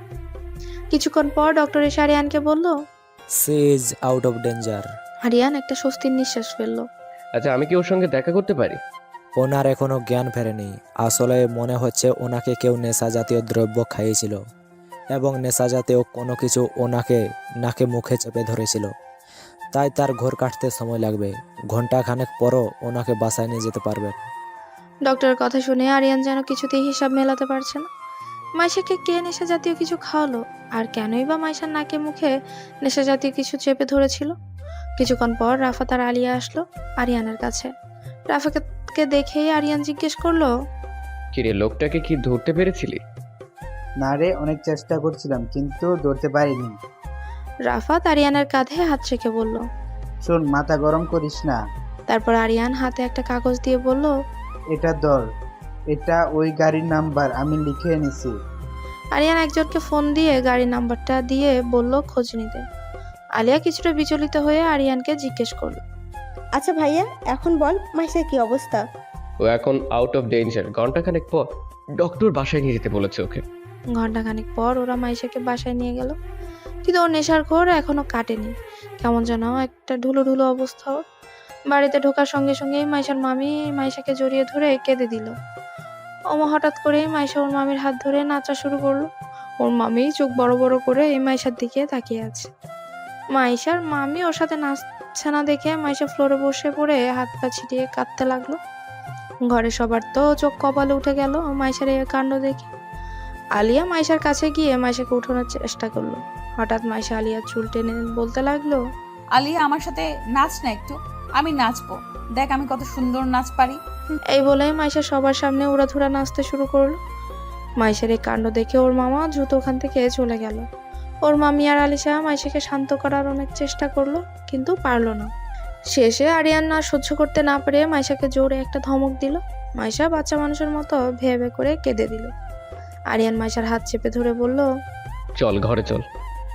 মাইশা আরিয়ানের গলা জড়িয়ে ধরে দাঁত বের করে হেসে দিয়ে বলল, না, আমি যাব না, আমাকে কোলে করে দিয়ে আসো। আলিয়া আর ওর মা ড্যাব ড্যাব করে তাকিয়ে আছে মাইশার দিকে। আরিয়ান এই মুহূর্তে কি করবে বুঝতে পারছে না, শুধু মনে মনে আওড়ালো, এই বেসামাল মেয়েকে আমি এখন কি দিয়ে সামাল দেব? ও তো আমার প্রেস্টিজ একদম প্লাস্টিক করে দিচ্ছে। ইচ্ছে করছে ঠাঁটিয়ে দুটো চড় মেরে ওর নেশা ছাড়িয়ে দিতে। মাইশা আরিয়ানের গলা ধরে ঝুলতে ঝুলতে বলল, কই, কোলে নাও না। আরিয়ান হাসবে না কাঁদবে বুঝতে পারছে না। অবস্থা বেগতিক দেখে আরিয়ানের মা ওখান থেকে চলে গেল। আলিয়া মাইশার কাছে গিয়ে বলল, মাইশা চল, তোকে আমি রুমে দিয়ে আসছি। মাইশা আলিয়াকে সরিয়ে দিয়ে বলল, আমি তোর সাথে যাব না, আমি ওর কোলে উঠে যাব। আর কি করবি ভাইয়া, সামলাও এবার। আরিয়ান আর কোনো উপায় না পেয়ে মাইশাকে কোলে তুলে নিল। আরিয়ান মাইশাকে নিয়ে রুমে খাটে শুয়ে দিতেই মাইশা আরিয়ানের গলা জড়িয়ে ধরে আরিয়ানের ঠোঁট মিশিয়ে দিল। একটা শিহরণ ঢেউ গেল, খেয়ে গেল আরিয়ানের সারা শরীরে। আরিয়ান নিজেকে মাইশার কাছ থেকে ছাড়িয়ে মাইশাকে রেখে চলে আসতে যাচ্ছিল, তখনই মাইশা আরিয়ানের হাত টেনে ধরে বলল, কি হলো, আমাকে একা রেখে চলে যাচ্ছ কেন? ভালোবাসো না আমাকে? আমার ভালোবাসাটা বুঝিস তুই? বুঝি তো। কি বুঝিস? কাছে এসো বলছি। আরিয়ান মাইশার কাছে যেতেই মাইশা আরিয়ানকে শক্ত করে জড়িয়ে ধরে নিজের ঠোঁট ওর ঠোঁটে ডুবিয়ে দিল। আরিয়ান ওর আজ নিজেকে স্থির রাখতে পারলো না। মাইশাকে শক্ত করে জড়িয়ে ধরলো, পাগলের মতো কিস করতে লাগলো মাইশাকে। হঠাৎ মাইশার নখের আঁচড় লাগলো আরিয়ানের ঘাড়ে। সঙ্গে সঙ্গে আরিয়ানের হুঁশ ফিরে। আরিয়ান মাইশার কাছ থেকে সরে গিয়ে ভাবতে লাগে, ছি ছি, এ আমি কি করছিলাম? মাইশা না হয় নেশার ঘোরে আছে, আর আমি সেই সুযোগটা নিচ্ছিলাম। ছি ছি। আরিয়ান চলে যেতে নিবে তখনই মাইশা বলে ওঠে, কি হলো, চলে যাচ্ছে কেন? আমাকে আদর করবে না? এখন তুই ঘুমা মাইশা, অনেক রাত হয়ে গেছে, তোর জন্য এখন ঘুমানোটা অনেক দরকার। না, আমি তোমার বুকের মধ্যে মাথা রেখে ঘুমাবো, না হলে কিন্তু আমি চিৎকার করব। আরিয়ান এবার আচ্ছা বিপদে পড়ে গেল। এই মেয়ে বলে কি, ও কি আমার প্রেস্টিজ প্লাস্টিকের করার জন্য উঠে পড়ে লেগেছে নাকি? মনে মনে ভাবলো। এখনো ঘুমানো পর্যন্ত এখানেই থাকি, তা না হলে আবার কি করতে কি করে ফেলবে বলা যায় না। আরিয়ান মাইশাকে নিজের বুকে জড়িয়ে নিল। কিছুক্ষণের মধ্যেই মাইশা ঘুমের দেশে পাড়ি জমালো। মাইশার ঘুমন্ত মুখটার দিকে তাকিয়ে আরিয়ান মনে মনে আওড়ালো, এভাবেই চেয়েছি সারা জীবন তুই আমার বুকে থাক, আমাকে সব সময় তোর ভালোবাসা দিয়ে জড়িয়ে রাখ। খুব তাড়াতাড়ি তোকে আমি আমার করে নেব, এতটুকু ক্ষতি তোর আমি হতে দেব না। কথাগুলো ভাবতে ভাবতেই আরিয়ান মাইশার কপালে একটা ভালোবাসার পরশ এঁকে দিল। আস্তে আস্তে মাইশাকে নিজের কাছ থেকে সরিয়ে সুন্দর করে শুয়ে দিয়ে মাইশার রুম থেকে চলে গেল। নিজের রুমে গিয়ে আরিয়ান বসে বসে ভাবছে, আজকে রাতের কথা মাইশাকে কিছুতেই জানতে দেওয়া যাবে না, তাহলে শুধু শুধু নিজেকে দোষ দিবে আর লজ্জায় পড়ে যাবে মেয়েটা। আরিয়ান আয়নার সামনে দাঁড়ালো, দেখলো ওর ঘাড়ে মাইশার নখের আঁচড় পড়ে গেছে। অনেকটা ভালো লাগা কাজ করছে আরিয়ানের মধ্যে। এই প্রথম মাইশাকে এতটা কাছ থেকে ছুঁয়ে দেখেছে আরিয়ান। সারা জীবনের জন্য মাইশাকে এতটাই কাছে রাখতে চায় সে। কথাগুলো ভেবেই মনে মনে মুচকি হাসলো আরিয়ান। তখনই আরিয়ানের ফোনটা বেজে উঠল। আরিয়ান ফোন রিসিভ করতে যা শুনলো তা শোনার জন্য মোটেও প্রস্তুত ছিল না। আরিয়ান ফোন ধরা মাত্রই তার ইনফর্মার তাকে বলল, স্যার ওই গাড়িটা কেউ জঘন্যভাবে পুড়ে ফেলেছে, তবে আমি যতটুকু খোঁজ নিয়ে জানতে পেরেছি ওই গাড়িটা। কথাটা বলেই তারেক থেমে গেল। আরিয়ান কিছুটা রাগান্বিত হয়ে বলল, কি হলো, থেমে গেলে কেন? ইউডো, আমি বনিতা করা একদম পছন্দ করি না। স্যার ওই গাড়িটা আপনার বন্ধু রাফাত স্যারের। কথাটা শুনে আরিয়ানের যেন হুশ উড়ে গেল। আরিয়ান যেন নিজের কানকে বিশ্বাস করাতে পারছে না কি শুনলো সে। রাভেশ, কি যা তা বলছো তুমি এসব? তুমি কি ঠিকভাবে খোঁজ নিয়েছো নাকি খোঁজ না নিয়ে আমাকে ইনফরমেশন দিচ্ছ? না স্যার, আমি একদম ঠিক বলছি। আমি যখন গাড়িটার খোঁজ নিয়েছিলাম তখন গাড়িটা একদম ঠিক ছিল। গাড়িটা একটা গ্যারেজে রাখা ছিল। আমি ভেবেছিলাম আগামীকালকে আপনাকে সেই গাড়ির কাছে নিয়ে যাব, কিন্তু হঠাৎই খবর পাই গাড়িতে কেউ পেট্রোল ঢেলে আগুন লাগিয়ে দিয়েছে। ওকে, তুমি গ্যারেজের মালিকের সাথে বা লেবারের সাথে কথা বলে দেখো কোনো তথ্য পাও কিনা। স্যার মালিক এখানে থাকে না, যে এই গ্যারেজটা দেখাশোনা করে হঠাৎ করে সে মিসিং। কেউ তার খবর দিতে পারছে না সে কোথায় গেছে। আরিয়ানের মাথা যেন গোল গোল করে ঘুরছে। আরিয়ান আর কোনো কথা না বলে ফোন কেটে দিল। আরিয়ানের মাথায় কিছুই ঢুকছে না। এসব কি হচ্ছে তার সাথে? রাফাতের গাড়িতে করে মাইশাকে কিডন্যাপ করতে চাইলো। রাফাত আবার ওই গাড়ির নাম বাড়িয়ে আরিয়ানকে দিল। সেই গাড়িটা কেউ পুড়িয়ে ফেললো। যার কাছে থেকে ইনফরমেশন পাওয়ার একটু আশা ছিল সেই গ্যারেজের লোকটাও পর্যন্ত মিসিং। কোনো কিছুরই হিসাব যেন মিলাতেই পারছে না আরিয়ান। তবে এই নিয়ে সকালেই রাফাতের সাথে তার কথা বলতে হবে, তাহলে কিছুটা হলেও এর জট খুলবে। তবে মাইশাকে সব সময় আরিয়ানের চোখে চোখে রাখতে হবে। মাইশার কিছু হয়ে গেলে আরিয়ান একদম শেষ হয়ে যাবে। পরদিন সকালেই মাইশার ঘুম ভাঙতেই মাইশা কেমন যেন একটা মাথা ঝিমঝিম আর মাথায় ব্যথা অনুভব করলো। মাইশা আস্তে আস্তে উঠে বসলো। মাইশা তার কপালে হাত দিতেই দেখলো ওর কপালে ব্যান্ডেজ করা। মাইশা অনেকটা ঘাবড়ে গেল। মাইশার কিছুই মনে পড়ছে না কেন তার কপালে ব্যান্ডেজ করা, আর সে কখন কিভাবে তার রুমে এলো। তার যতটুকু মনে আছে সে তো পার্টিতে ছিল আর কোল্ড ড্রিঙ্কস খেয়েছিল। তারপরে তার একটু মাথা ঝিমঝিম করছিল। তারপর আর কিছুই মনে নেই মাইশার। মাইশা অনেকক্ষণ যাবৎ মনে করার চেষ্টা করলো, কিন্তু কিছুই মনে করতে পারলো না। তখনই মাইশার রুমে আলিয়া আসলো। কিরে মাইশা, এখন কি অবস্থা তোর? ভালো। আচ্ছা আলিয়া, আমি এখানে কি করে এলাম? আর আমার কপালে ব্যান্ডেজ করা কেন? কি হয়েছিল আমার? মাইশার কথা শুনে অনেকটা অবাক হলো আলিয়া। তবে আলিয়া এটা বুঝতে পারছে মাইশার কিছুই মনে নেই। আলিয়া একে একে সবকিছু বললো মাইশাকে। সব শুনে মাইশা কিছুক্ষণের জন্য থম মেরে রইল। মাইশা বুঝতে পারছে না কেন কেউ তার ক্ষতি করতে চাইছে, কি শত্রুতা তার মাইশার সাথে, কেন সে তার পেছনে পড়ে আছে। আলিয়া মাইশাকে আলতো করে ধাক্কা দিয়ে বলল, কিরে মাইশা, কি ভাবছিস? যা ফ্রেশ হয়ে আয়, মা টেবিলে নাস্তা দিচ্ছে, তুই এলে একসাথে খাবো। আলিয়ার ডাকে ঘোর ভাঙে মাইশার। মাইশা ফ্রেশ হতে চলে যায়। কিছুক্ষণ পর মাইশা নাস্তার টেবিলে যায়। মাইশার মামি মাইশার দিকে নাস্তা এগিয়ে দিয়ে বলল, কিরি মাইশা, এখন ঠিক আছিস তো? কালকে যে খেলাটা খেললি তুই, তোদের ইয়াং জেনারেশনের এই একটাই দোষ, পার্টিতে গেলে ওইসব খেতে হয় তোদের। কথাগুলো শুনে মাইশা তার মামির দিকে অবাক হয়ে তাকিয়ে রইল। তার মামি কি বলছে কিছুই বুঝতে পারছে না মাইশা। কি এমন করলো মাইশা যে তার মামি তাকে এভাবে কথা শোনাচ্ছে? আলিয়া সঙ্গে সঙ্গে বলে ওঠে, মা কি বলে যাচ্ছ তখন থেকে? খেতে দাও তো। তারপর ইশারা দিয়ে ওর মাকে থামতে বলল। মামি, তুমি এইভাবে আমার সাথে কথা বলছো কেন? কি করেছি আমি? বাদ দে তো মাইশা, মা মজা করছিল। মজাও বুঝিস না তুই। মাইশার মামি কোনো কথা না বলে কিছুটা রাগ দেখিয়ে ওখান থেকে চলে গেল। ওরা নাস্তা করতে শুরু করবে তখনই ওখানে আরিয়ান এলো। আরিয়ানকে দেখে আলিয়া বলে উঠে, কিরে ভাইয়া, তোর ঠোঁট ফুলে গেল কিভাবে? আর তোর গলায় ওগুলো কিসের আঁচড়? কথাটা শুনে আরিয়ান ভীষণ খেলো। আরিয়ান দ্রুত ধকধক করে পানির গ্লাস থেকে পানি খেয়ে নিল। আলিয়াকে জোরে একটা ধমক দিয়ে বলল, খাবার সময় এত কথা বলিস কেন রে? চুপচাপ খেতে পারিস না? যা বাবা, আমি এবার কি করলাম? আমি শুধু একটা কথা জিজ্ঞাসা করলাম। আর একটা কথাও না বলে চুপচাপ খেয়ে ওঠ। মাইশাও ভালো করে খেয়াল করে দেখলো আরিয়ানের ঠোঁটটা ফুলে আছে আর গলায় কিছু আঁচড়ের দাগ। দেখে মনে হচ্ছে কারণ নখের আঁচড়। মাইশার আর বুঝতে বাকি নেই এগুলো কিভাবে হলো। আর কত মিথ্যে বলবে তুমি? আমার উপরে খবরদারি দেখিয়ে অন্য মেয়ের জীবনে জড়িয়েছো। ছেলেরা এমনই হয়, ওদের ভেতরে এক আর বাহিরে আরেক। কথাগুলো ভাবতে ভাবতেই মাইশার চোখে পানি এসে জমা হলো। সবার নজর এড়িয়ে মাইশার চোখের পানিটা মুছে নিল। আরিয়ান তাড়াহুড়ো করে কোনো রকম নাস্তা করে চলে যাচ্ছিল। তখনই আরিয়ানের মা পেছন থেকে ডাক দিয়ে বলল, কিরে আরিয়ান, তুই তো কিছুই খেলি না, আর এত তাড়াহুড়ো করে কোথায় যাচ্ছিস? আমার একটু কাজ আছে মা। আরিয়ান চলে যেতে নিয়ে ঘুরে দাঁড়িয়ে মাইশাকে বলল, মাইশা, তুই সুস্থ না হওয়া পর্যন্ত তোর অফিসে যেতে হবে না। আমি অন্য কাউকে দিয়ে কাজগুলো করিয়ে নেব। আর হ্যাঁ, আমার পারমিশন ছাড়া তুই এক পাও বাহিরে কোথাও যাবি না। মাইশাকে বলল। কথাগুলো বলে আরিয়ান চলে গেল। মাইশার প্রচন্ড রাগ হচ্ছে আরিয়ানের কথা শুনে। মাইশা ভাবছে, তুমি নিজেকে খুব চালাক মনে করো তাই না? উপরে উপরে এমন ভাবে দেখাও যেন আমাকে খুব কেয়ার করো, আর ভেতরে ভেতরে অন্য কারোর প্রতি আসক্ত হয়ে আছো। আমি চাই না তোমার এমন কেয়ার। আমি এখন থেকে আমার মতো করেই চলবো, আর তুমি তোমার মতো। আমার প্রতি আর কোনো রকম অধিকার ফলাতে দেব না তোমাকে। বুঝেন ঠেলা, যার জন্য করে চুরি সেই বলে চোর। যার জন্য আরিয়ানের ঠোঁট ফুললো, আচর খেলো, সে এখন আরিয়ানকে ভুল বুঝছে। এই হলো ভালোবাসার এক সমস্যা। এ ওকে সন্দেহ করে তো ও ওকে সন্দেহ করে। যাই হোক, ওরা যা মন চায় করুক, আমরা গল্পে ফিরি। আরিয়ান রাফাতের বাসায় গেল, গিয়ে শুনলো রাফাত বাসায় নেই। ওকে পুলিশ স্টেশনে ডেকেছে। আরিয়ান দ্রুত রাফাতের বাসা থেকে বেরিয়ে পুলিশ স্টেশনের দিকে চলে গেল। সে পোড়া গাড়ির ভেতরে পুলিশ একজনের পোড়া লাশ পেয়েছে। পোড়া লাশটার এমন অবস্থা হয়েছে যে লাশটাকে কিছুতেই শনাক্ত করা যাচ্ছে না। পুলিশ লাশটাকে মর্গে পাঠিয়ে দিল।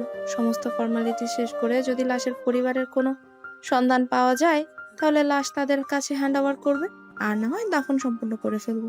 আরিয়ান পুলিশ স্টেশনে গিয়ে দেখলো রাফাতকে পুলিশরা কোনো একটা বিষয়ে যারা করছে। রাফাত আরিয়ানকে দেখা মাত্রই বলে উঠে, আরিয়ান, তুই এসেছিস, আমাকে বাঁচা ভাই, আমি দারুণভাবে ফেসে গেছি। কেন, কি হয়েছে? দেখ না, এরা কি সব বলছে। এরা বলছে আমার গাড়িতে নাকি কারো একটা পুরা লাশ পাওয়া গেছে। আমি তো এ ব্যাপারে কিছুই জানি না। কি করে গাড়িটা ওখানে পৌঁছাচ্ছে, কে গাড়িতে আগুন লাগিয়ে দিল, আর কিভাবে পুড়ে মারা গেল। আমি তো গাড়িটা ঠিক করার জন্য গ্যারেজে দিয়েছিলাম। বিশ্বাস কর, আমি কিছুই জানি না এই ব্যাপারে। রাফাতের কথা শুনে তো আরিয়ান রীতিমতো ভরকে গেল। মানে কি বলছিস কি তুই এসব? পুলিশ অফিসার সাব্বির রাফাতকে ধমক স্বরে বলল, তাহলে আপনার গাড়িটা কি ওখানে হেঁটে হেঁটে গেছে? আরিয়ান পুরো বিষয়টা জানতে চাইলেও সাব্বিরের কাছে। সাব্বির বলল, সকালের একজন লোক থানায় ফোন দিয়ে বললো একটা গাড়ি এক জায়গায় পুড়ে পড়ে আছে। হয়তোবা রাত্রেবেলা গাড়িটাতে কেউ আগুন লাগিয়ে দিয়েছিল। পুলিশ যখন গাড়িটা চেক করলো, তখন তাতে একটা পোড়া লাশ পাওয়া গেছে। আর আমরা খোঁজ নিয়ে জানতে পারি সেই গাড়িটা মিস্টার রাফাতের। সুতরাং সেই হিসেবে ওনাকে আমরা জিজ্ঞাসাবাদ করছি। দেখুন অফিসার, কেউ আমাকে চরমভাবে ফাঁসাচ্ছে। আমি এই সম্পর্কে কিছুই জানি না। আমার গাড়িটার সমস্যা দেখা দেওয়াতে আজকে প্রায় এক সপ্তাহ যাবৎ আমার গাড়িটা গ্যারেজে সার্ভিসিংয়ে দিয়েছিলাম। তারপরের মধ্যে আর খবর নেওয়ার সময় পাইনি। আপনারা যদি বিশ্বাস না হয় তাহলে ওই গ্যারেজের লোকদের কাছে আপনি জিজ্ঞেস করে দেখতে পারেন। আপনি কি মনে করেন পুলিশ এত বোকা? পুলিশকে এইসব কাজ শিখে দিতে হবে সে কখন কোন কাজ করবে। আশেপাশে সব গ্যারেজ খোঁজ নেওয়া হয়েছে, এমন কোনো গাড়ি মিসিং হয়নি কোনো গ্যারেজ থেকে। আরিয়ান যেন দর্শকের মতো সব খালি শুনছিল আর দেখছিল। আরিয়ান ভালো মতোই জানে সেই গ্যারেজ খুঁজে পেলেও তার কোনো তথ্য পাওয়া যাবে না, কারণ গ্যারেজের লোক মিসিং। আরিয়ান সাব্বিরকে বলল, নিশ্চয়ই কোথাও না কোথাও ভুল হচ্ছে। কেউ রাফাতকে ফাঁসাতে চাইছে। তা না হলে রাফাত কেন এরকম একটা ভুলভাল কাজ করবে? কোনোরা কোনো বড় ধরনের চক্রান্ত হচ্ছে এর পেছনে। আপনারা আপনাদের মতো ইনভেস্টিগেশন করুন, তারপর বাকিটা যা করার আপনারাই করবেন। সাব্বির রাফাতকে উদ্দেশ্য করে বলল, সেটা তো অবশ্যই করব, কিন্তু সেই পর্যন্ত মিস্টার রাফাত আপনি এলাকা ছেড়ে কোথাও যাবেন না। আর যখনই ডাকবো তখনই আপনাকে এখানে আসতে হবে। এবার আপনি আসতে পারেন। ওরা ওখান থেকে চলে গেল। হাজারো চিন্তা আরিয়ানের মাথায় ঘুরপাক খাচ্ছে। তবে আরিয়ান এটা বুঝতে পারছে এই সব কিছুই মাইশাকে ঘিরেই হচ্ছে। তবে একজন খুব শক্তভাবে কলকাঠি নাড়ছে তাদের পেছনে, কিন্তু কেন? এর উত্তরটাই আরিয়ানকে খুঁজে বের করতে হবে। মাইশা উদাস মনে ছাদে দাঁড়িয়ে আছে। বাসায় কেউ নেই। আলিয়া গেছে ওর এক বান্ধবীর বাসায়। ওর মামা আর মামি গেছে ডাক্তারের কাছে। আরিয়ান তো এখনো বাসায় ফেরেনি। একা একা ভালো লাগছিল না, তাই মাইশা ছাদের এক কোনায় এসে দাঁড়িয়েছে। আরিয়ানের ঠোঁটের ফোলা আর গলায় আঁচড়ের দাগ খুব ভাবাচ্ছে মাইশাকে। মাইশার মনের মধ্যে যেন ঝড় চলছে, এমন ঝড় যা মাইশা ইচ্ছে করলেও থামাতে পারছে না। মুহূর্তেই মাইশার চোখ দুটো ঝাপসা হয়ে এলো। হঠাৎ মাইশার মনে হলো ওর পেছনে কেউ দাঁড়িয়ে আছে। মাইশা পেছন ফিরে দেখলো আরিয়ান।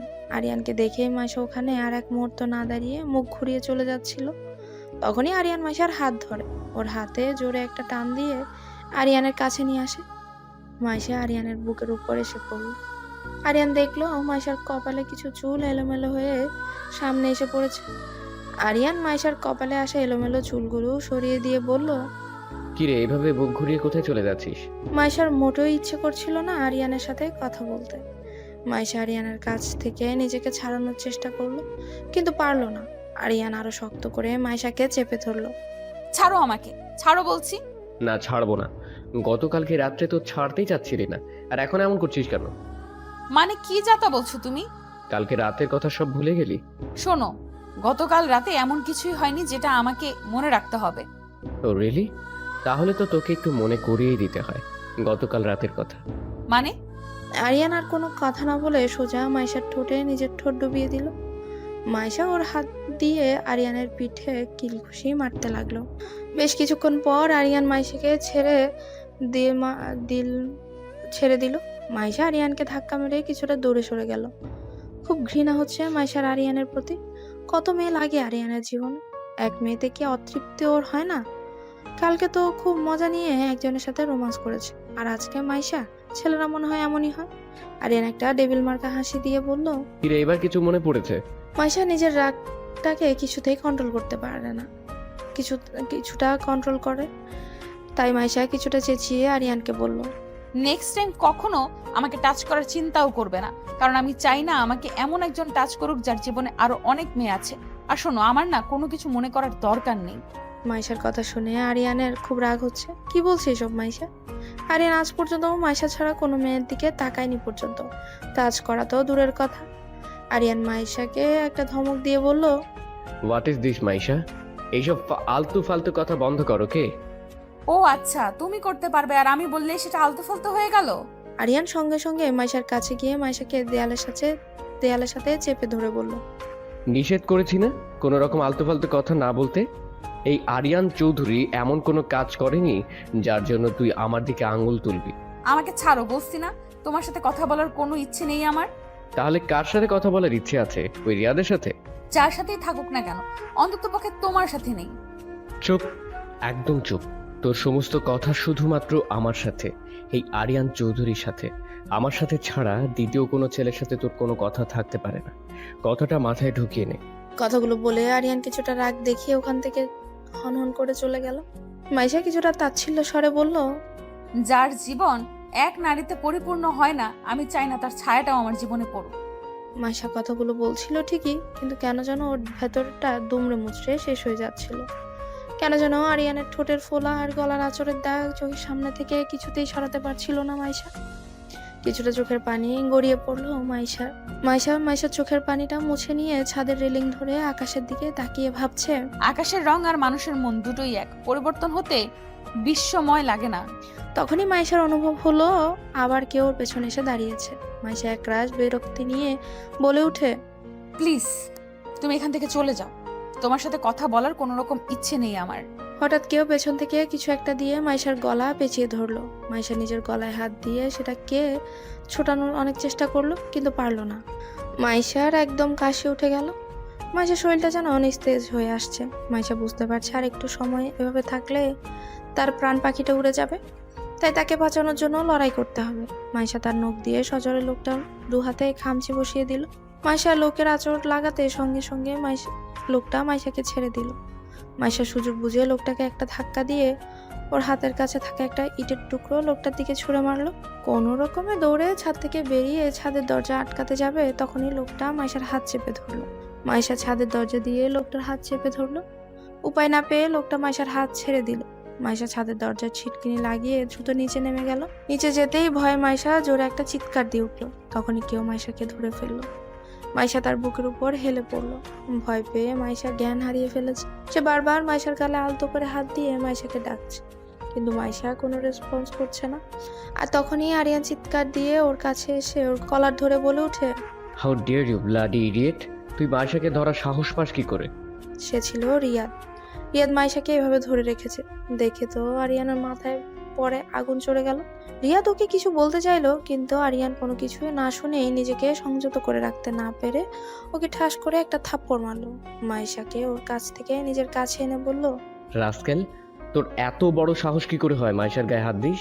আর তুই এখানে কি করছিস? তোর কাজ অফিসে, আমার বাড়িতে নয়।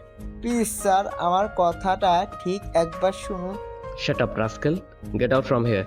রিয়াদ অনেকবার রিকোয়েস্ট করলো তার কথা শোনার জন্য, কিন্তু আরিয়ান রিয়াদের কোনো কথা না শুনে রিয়াদের সাথে চরমভাবে খারাপ ব্যবহার করেই যাচ্ছে। শেষে রিয়াদ বাধ্য হয়ে কিছুটা চেঁচিয়ে আরিয়ানকে বলল, দেখুন স্যার, কারোর কাছ থেকে কোনো বিষয় না জেনে না বুঝে এইভাবে তার গায়ে হাত তোলা বা তার সাথে একদম খারাপ ব্যবহার করাটা উচিত নয়। এই তোর মতো সামান্য একটা ম্যানেজারের কাছ থেকে আমাকে ব্যবহার শিখতে হবে? তুই একে তো আমার পারমিশন ছাড়া এই বাড়িতে ঢুকেছিস, দ্বিতীয়ত তুই মাইশার গায়ে হাত দিয়েছিস। তোকে তো আমি মাত্র একটা থাপ্পড় মেরেছি। এখানে যদি আর 1 সেকেন্ডও দাঁড়াস তাহলে তোর সাথে যে আমি কি করব তা আমি নিজেও জানি না। দেখুন স্যার, মাইশা ম্যাডামের গায়ে আমি ইচ্ছে করে হাত দেইনি। আমি বাড়িতে ঢোকার পরেই হঠাৎ মাইশা ম্যাডামের চিৎকারের আওয়াজ শুনতে পাই। আমি সিঁড়ি দিয়ে উপরে উঠতেই উনি আমাকে কোলে ঢেলে পড়েন। রিয়াদের কথায় এতক্ষণে আরিয়ানের হুঁশ ফিরল। বাসায় তো কেউ ছিল না, আরিয়ান অফিসে যাওয়ার জন্যই বেরিয়েছিল। ভুলবশত গাড়ির চাবিটা বাসায় রেখে গিয়েছিল। বিদায় আবার বাসায় ফিরে এসেছিল চাবি নিতে। রিয়াদের কথা মোতাবেক মাইশা যদি উপরে থাকে আর ও তো সেন্সলেসও হয়ে গেছে, তাহলে দরজা খুললো কে? আরিয়ান মাইশার দিকে তাকিয়ে দেখলো মাইশা এখনো কোনো রেসপন্স নেই। আরিয়ান মাইশাকে কোলে তুলে নিয়ে ওর রুমে গিয়ে শুয়ে দিল। আরিয়ান নিজেকে কিছুটা সংযত করে রিয়াদকে বলল, তুমি বাড়িতে কেন এসেছো? আর মাইশা দরজা না খুলে তুমি কি করে ভেতরে ঢুকলে? স্যার, আমি তখন থেকে সেটাই আপনাকে বলার চেষ্টা করছিলাম, কিন্তু আপনি আমার কোনো কথাই শুনছিলেন না। এত কথা রেখে আমি যা জিজ্ঞেস করছি তার উত্তর দাও। স্যার, খুব ইম্পর্টেন্ট একটা ফাইল আপনাকে দিয়ে সাইন করানো দরকার ছিল। আপনার সাইন ছাড়া ফাইলটা আমি রেডি করতে পারছিলাম না। আপনি আজকে অফিসে আসেননি বিধায় আপনাকে আমি কয়েকবার কল দিয়েছিলাম, কিন্তু আপনি কল রিসিভ করেননি। তাই বাধ্য হয়ে আপনার বাসায় আমাকে আসতে হয়েছে।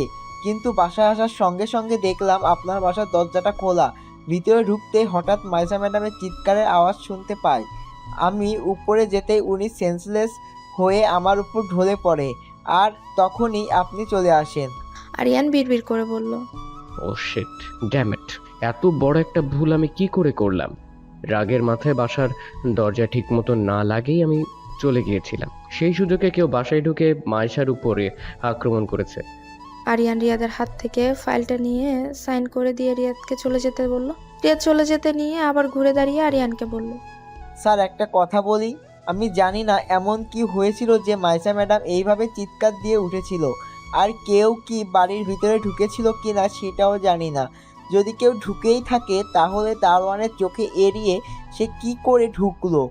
যদি স্যার সম্ভব হয় একটু খোঁজ নেবেন। হয়তো এমন কেউ আপনার আশেপাশে আছে যে আপনাদের ক্ষতি করতে চায়, তাই একটু সাবধানে থাকবেন স্যার। কথাগুলো বলে রিয়াদ ওখান থেকে চলে গেল। রিয়াদের কথাগুলো খুব ভাবাচ্ছে আরিয়ানকে। রিয়াদ তো ঠিকই বলেছে, দারোয়ানের চোখ ফাঁকি দিয়ে কেউ ঢুকলো কি করে বাড়ির ভেতর? রাগের মাথায় আরিয়ানের এই কথাটা একদমই মাথায় আসেনি। দারোয়ানকে জিজ্ঞেস করলে কিছু হয়তো বা আরিয়ান জানতে পারবে, কিন্তু মাইশাকে একা রেখে বসে যেতে পারছে না। তবে আরিয়ান এইটুকু বুঝতে পারছে মাইশা কোনো জায়গাতেই সেফ নয়। মাইশাকে এতটুকু সময়ের জন্য একা রাখা যাবে না। বাড়ির লোকদের উপর খুব রাগ হচ্ছে আরিয়ানের। সবাই গেছে তো গেছে, ফেরার আর কোনো নামই নেই। আজকে আসুক সবাই, তারপর ওদের সাথে বোঝাপড়া আছে আরিয়ানের।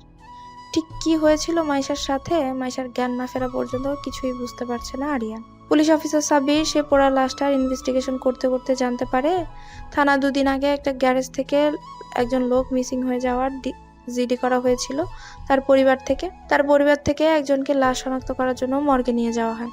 কিছুক্ষণ পরেই মাইশার জ্ঞান ফিরে। মাইশা হঠাৎ চিৎকার দিয়ে ওঠে। আরিয়ান মাইশাকে জড়িয়ে ধরে। মাইশা, রিল্যাক্স রিল্যাক্স, আমি আছি, কিছু হবে না তোর। আরিয়ান মাইশাকে শান্ত করার অনেক চেষ্টা করে, কিন্তু মাইশা ভয় পেয়ে এতটা পরিমাণ ঘাবড়ে আছে যে আরিয়ান কিছুতেই মাইশাকে শান্ত করতে পারছিল না। মাইশা শুধু বারবার একটা কথাই বলছে, ও আমাকে মেরে ফেলবে, ও আমাকে মেরে ফেলবে, আমাকে বাঁচাও, আমাকে বাঁচাও। তোর কিছু হবে না মাইশা, আমি আছি তো, দেখ। মাইশা আরিয়ানের দিকে তাকালো। আরিয়ান ওর দিকে তাকিয়ে বুঝতে পারলো মাইশা ভয়ে কুঁকড়ে আছে। আরিয়ান মাইশাকে অনেক চেষ্টা করে কিছুটা শান্ত করে। মাইশাকে জিজ্ঞেস করলো, মাইশা, আমাকে বল তো ঠিক কি হয়েছিল? মাইশা আরিয়ানকে সবটা খুলে বলল। আরিয়ান মাইশার গলার দিকে তাকিয়ে দেখলো মাইশার গলার একদম দাগ পড়ে গেছে। আরিয়ানের বুকের ভেতরটা ছ্যাদ করে উঠল।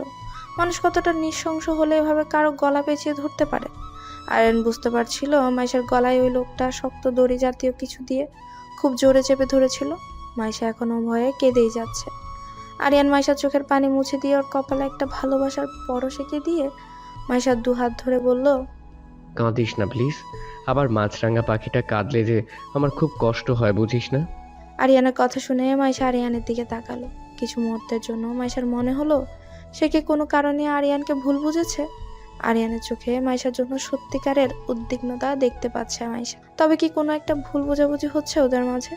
আলিয়া অনেকক্ষণ ধরে দেখে যাচ্ছে রাফাত চিন্তামগ্ন হয়ে কি যেন ভাবছে। আলিয়া মূলত রাফাতের সঙ্গে দেখা করতে এসেছে বান্ধবীর কথা বল। রাফাত আর আলিয়া সম্পর্কটা এখনো পর্যন্ত বাসায় কেউ জানে না। রাফাত জানাতে চেয়েছিল কিন্তু আলিয়া নিষেধ করেছে। আলিয়ার পরীক্ষাটা শেষ হয়ে গেলেই বাসায় সবাইকে জানাবে। আলিয়া রাফাতের চিন্তায় চিন্তায় মাথা পুরো হ্যাং হয়ে যাচ্ছে। তার মাথায় কিছুই ঢুকছে না। কে কেন রাফাতকে ফাঁসাচ্ছে? কি লাভ রাফাতকে ফাঁসিয়ে তার? রাফাতকে এত চিন্তা ভাবনায় অবস্থায় দেখে আলিয়া তাকে বলল, কি হয়েছে রাফাত তোমার? তুমি সে কখন থেকে দেখছি চিন্তায় হয়ে কি যেন ভাবছো। তা এত কি ভাবছো বলো তো আমাকে? রাফাত আলিয়াকে কিছু বুঝতে না দিয়ে স্বাভাবিক হওয়ার চেষ্টা করে বলল, না তেমন কিছু না, বাদ দাও। আলিয়া রাফাতের হাত ধরে বলল, যদি কোনো প্রবলেমে পড়ে থাকো আমাকে নির্দ্বিধায় বিশ্বাস করে বলতে পারো। আমি তোমার পাশে ছিলাম, আছি আর সারা জীবন থাকবো। রাফাত ভাবছে, আমি কি বলবো আলিয়া তোমাকে যে আমার গাড়িতে কারো পড়া লাশ পাওয়া গেছে বলার মতো কিছুই হলে অবিশ্বাস তোমাকে বলতাম। আমি তো নিজেই বা গুরুত্ব হয়ে গেছি, তোমাকে আর কি বলবো। কি হলো তোমার? কি ভাবছো আবার? আলিয়ার ডাকে ঘোর ভাঙে রাফাতে। না কিছু না, আসলে ভাবছিলাম ব্যবসাটা কি করে আরো দূরে এগিয়ে নেওয়া যায়। এত ভেবো না তো, পরে দেখা যাবে আমাকে ভুলে গিয়ে সারাদিন ব্যবসা নিয়ে পড়ে আছো। রাফাত খুব জোরে তার ঠোঁটের কোণে কিছুটা হাসি আনার চেষ্টা করলো। আচ্ছা শোনো, এখন আমাকে উঠতে হবে, অনেকক্ষণ হয়ে গেছে এসেছি। মাইশা বাসায় একা আছে এমনিতেই, ওর শরীরটা ভালো না। আচ্ছা চলো, তোমাকে আমি এগিয়ে দিয়ে আসি। রাফাতকে আজকে আলিয়ার কাছে অন্যরকম লাগছে। অন্যান্য দিন আলিয়া যেতে চাইলেও রাফাত তাকে ছাড়তে চাইতো না, আর কিছুক্ষণ থাকতে বলতো। কিন্তু আজ আলিয়ার এক কথাতে রাফাত ওকে যেতে দিতে চাইছে। আসলে রাফাতের হয়েছেটা কি? কিন্তু আলিয়া এটুকু বুঝতে পারছে রাফাতের কিছু তো একটা অবশ্যই হয়েছে, যার জন্য রাফাতকে আজকে অন্যরকম লাগছে আর খুব চিন্তিতও মনে হচ্ছে। আলিয়া যেতে নিয়ে আবার দাঁড়িয়ে রাফাতকে বলল, আমি জানি না তোমার কি হয়েছে, তবে এইটুকু বলবো, যদি আমাকে ভালোবেসে থাকো আর বিশ্বাস করে থাকো, নির্দ্বিধায় আমার সাথে তোমার প্রবলেম শেয়ার করো। রাফাত আর আলিয়া দুগালে হাত আলতো করে ছুঁয়ে দিয়ে বলল, আরে পাগলি, কিছু হয়নি আমার, আই এম টোটালি ফাইন। এবার চলো, তোমাকে এগিয়ে দিয়ে আসি। আরিয়ানদের বাড়ির কিছুটা দূরে একটা লোক কারো একজনের সাথে ফোনে কথা বলছে। আপনি কি চিন্তা করবেন না, আমি যেভাবেই হোক আপনার কাজটা কমপ্লিট করবই। আমি যে কাজ একবার হাতে নিয়েছি সে কাজ কখনো বিফল হয়নি। এই কাজেও ভাবনা হয়তো বা একটু বেশি সময় লাগছে, কিন্তু সফল হবই। লোকটা ফোনটা রেখে দিয়ে আরিয়ানের বাড়ির দিকে তাকিয়ে একটা হাসি দিয়ে মনে মনে আওড়ালো, কতদিন তুই ওকে আমার থেকে বাঁচিয়ে রাখবি? ওকে যে আমার হাতেই মরতেই হবে, আর যেই দিনটা খুব নিকটে। কথাটা বলেই হো হো করে হাসতে লাগলো সে। সন্ধ্যের দিকে সবাই বাসায় চলে আসলো। সবাই বাসায় ফিরতে আরিয়ান সবার উপরে চেঁচামেচি করলো। তোমাদের কি কোনো সেন্স নেই? তোমরা সেই কখন মাইশাকে বাসায় একা রেখে গিয়েছো, তারপরে কি তোমরা ফেরার কোনো প্রয়োজন মনে করলে না? তোমরা জানো মাইশা অসুস্থ, কি করে তোমরা মাইশাকে বাসায় একা রেখে এতক্ষণ পর্যন্ত বাইরে থাকো? আরিয়ানের রাগ দেখে কেউ কিছু বলার সাহস পাচ্ছে না। আরিয়ান আলিয়াকে বলল, সোনালিয়া, মাইশার যেহেতু শরীর ভালো নেই, তো এখন থেকে মাইশার সঙ্গেও রুমে থাকবে। যতক্ষণ বাসায় থাকবি সর্বক্ষণ মাইশাকে দেখে রাখবি। আলিয়া আরিয়ানের কথায় সায় দিয়ে মাইশার রুমে চলে গেল। আরিয়ান দারোয়ানের সাথে কথা বলতে চলে গেল। মর্গ থেকে ফিরে একজন কনস্টেবল সাব্বিরকে বলল, স্যার ওনারা লাশটা আইডেন্টিফাই করতে পেরেছে। লাশটা ছেলে, তার বারবার ছেলেটা আপনার সাথে কথা বলতে চাচ্ছে। আচ্ছা, ওকে পাঠিয়ে দাও। ছেলেটা এসে সাব্বিরের সামনে বসলো। ছেলেটা কান্নারত কণ্ঠে বলল, স্যার আমার নাম মুরাদ। আমার বাবা ওই গ্যারেজে দেখাশোনা করত। বাবা মিসিং হবার আগের দিন রাতে কারো একজনের ফোন পেয়ে বাসা থেকে বের হয়ে গিয়েছিল। তারপর থেকেই বাবাকে আর পাইনি, আর আজকে যখন পেলাম তখন বাবার লাশ পেলাম। সাব্বির মুরাদকে একটা টিস্যু এগিয়ে দিয়ে বলল, নিজেকে সামলাও। আচ্ছা, তোমার বাবার সাথে কি কারো কোনো শত্রুতা ছিল? না স্যার, আমার বাবা অত্যন্ত ভালো আর ভদ্র একজন মানুষ ছিল। কেন কেউ বাবার সাথে এমন করলো তা আমরা বুঝতে পারছি না স্যার। তোমার কি কাউকে সন্দেহ হয়? না স্যার, সন্দেহ করার মতো ওইরকম কেউ আমার জানা নেই। সাব্বির মুরাদের কাছ থেকে এই গ্যারেজ সম্পর্কে কিছু ইনফরমেশন নিল আর মনে মনে ভাবলো, খুব জটিল একটা কেস এটা। একটা মানুষ রাত্রিবেলা আরও একজনের ফোন পেয়ে বাসা থেকে বের হয়ে গেল, তারপরে মিসিং, তারপর পুড়ে মারা গেল। একটু খুঁটে দেখতে হয় ব্যাপারটা আসলে ঠিক কি। আরিয়ান দেখলো দারোয়ান মতিন টেবিলের উপর মাথা দিয়ে ঘুমোচ্ছে। আরিয়ানের খুব রাগ হলো এই দৃশ্য দেখে। ওকে রাখা হয়েছে এই বাড়ি পাহারা দেওয়ার জন্য, এখন তো দেখছি ওকেই পাহারা দেওয়ার জন্য অন্য কাউকে রাখতে হবে। আরিয়ান হাত দিয়ে টেবিলের উপর জোরে একটা থাপ্পড় মারল, সঙ্গে সঙ্গে লাফ দিয়ে উঠলো দারোয়ান। আরিয়ানকে দেখে বসা থেকে দাঁড়িয়ে গেল। আরিয়ান কিছুটা রাগ দেখিয়ে বলল, এই তোমাকে কি বাড়ির পাহারা দেওয়ার জন্য রাখা হয়েছে নাকি ঘুমানোর জন্য রাখা হয়েছে? সরি স্যার, আমার তো কখনো এমন হয় না। কেন জানি আজকে আমার খুব ঘুম ঘুম পাচ্ছে, কিছুতেই চোখ টেনেই মিলতে পারছি না। কেন আজকে ডিউটিতে আসার সময় কি ঘুমের ওষুধ খেয়ে এসেছিলে তাই চোখ মেলতে পারছো না? না স্যার, সকালের দিকে রাস্তা দিয়ে একজন চা নিয়ে যাচ্ছিল, ওনার কাছ থেকে 1 কাপ চা খেয়েছিলাম, তারপর থেকেই আমার কেমন যেন একটা ঘুম ঘুম ভাব। মানুষের চা খেলে ঘুম কমে আর তোমার ঘুম বাড়ছে, এসব আজগুবি কথা বন্ধ করো, ঠিক আছে? আচ্ছা যাই হোক, শোনো, আমি বের হয়ে যাবার পরে কি বাড়িতে কেউ ঢুকেছিল? আরিয়ানের কথা শুনে মতিনের মুখটা কিছুটা শুকিয়ে গেল। মতিন চুপ করে আছে, কোনো কথা বলছে না। আরিয়ান আরো একবার একই প্রশ্নে জিজ্ঞেস করলো, কিন্তু মতিন কোনো উত্তর দিল না। এবার আরিয়ান জোরে একটা ধমক দিয়ে বলল, এই তোমাকে কি আমি পড়া জিজ্ঞেস করেছি যে পড়া পারছো না বলে মাথা নিচু করে আছো? চুপ করে আছো কেন? আমার প্রশ্নের উত্তর দাও। মতিন কি বলবে বুঝতে পারছে না, কারণ তখন তো সে টেবিলের উপর মাথা দিয়ে ঝিমুচ্ছিল। তারপরও ভয়ে ভয়ে আমতা আমতা করে বলল, আসলে স্যার, তখন আমার একটু ঝিমুনি এসেছিল, বিধায় টেবিলে মাথা দিয়ে ঝিমিয়ে পড়েছিলাম।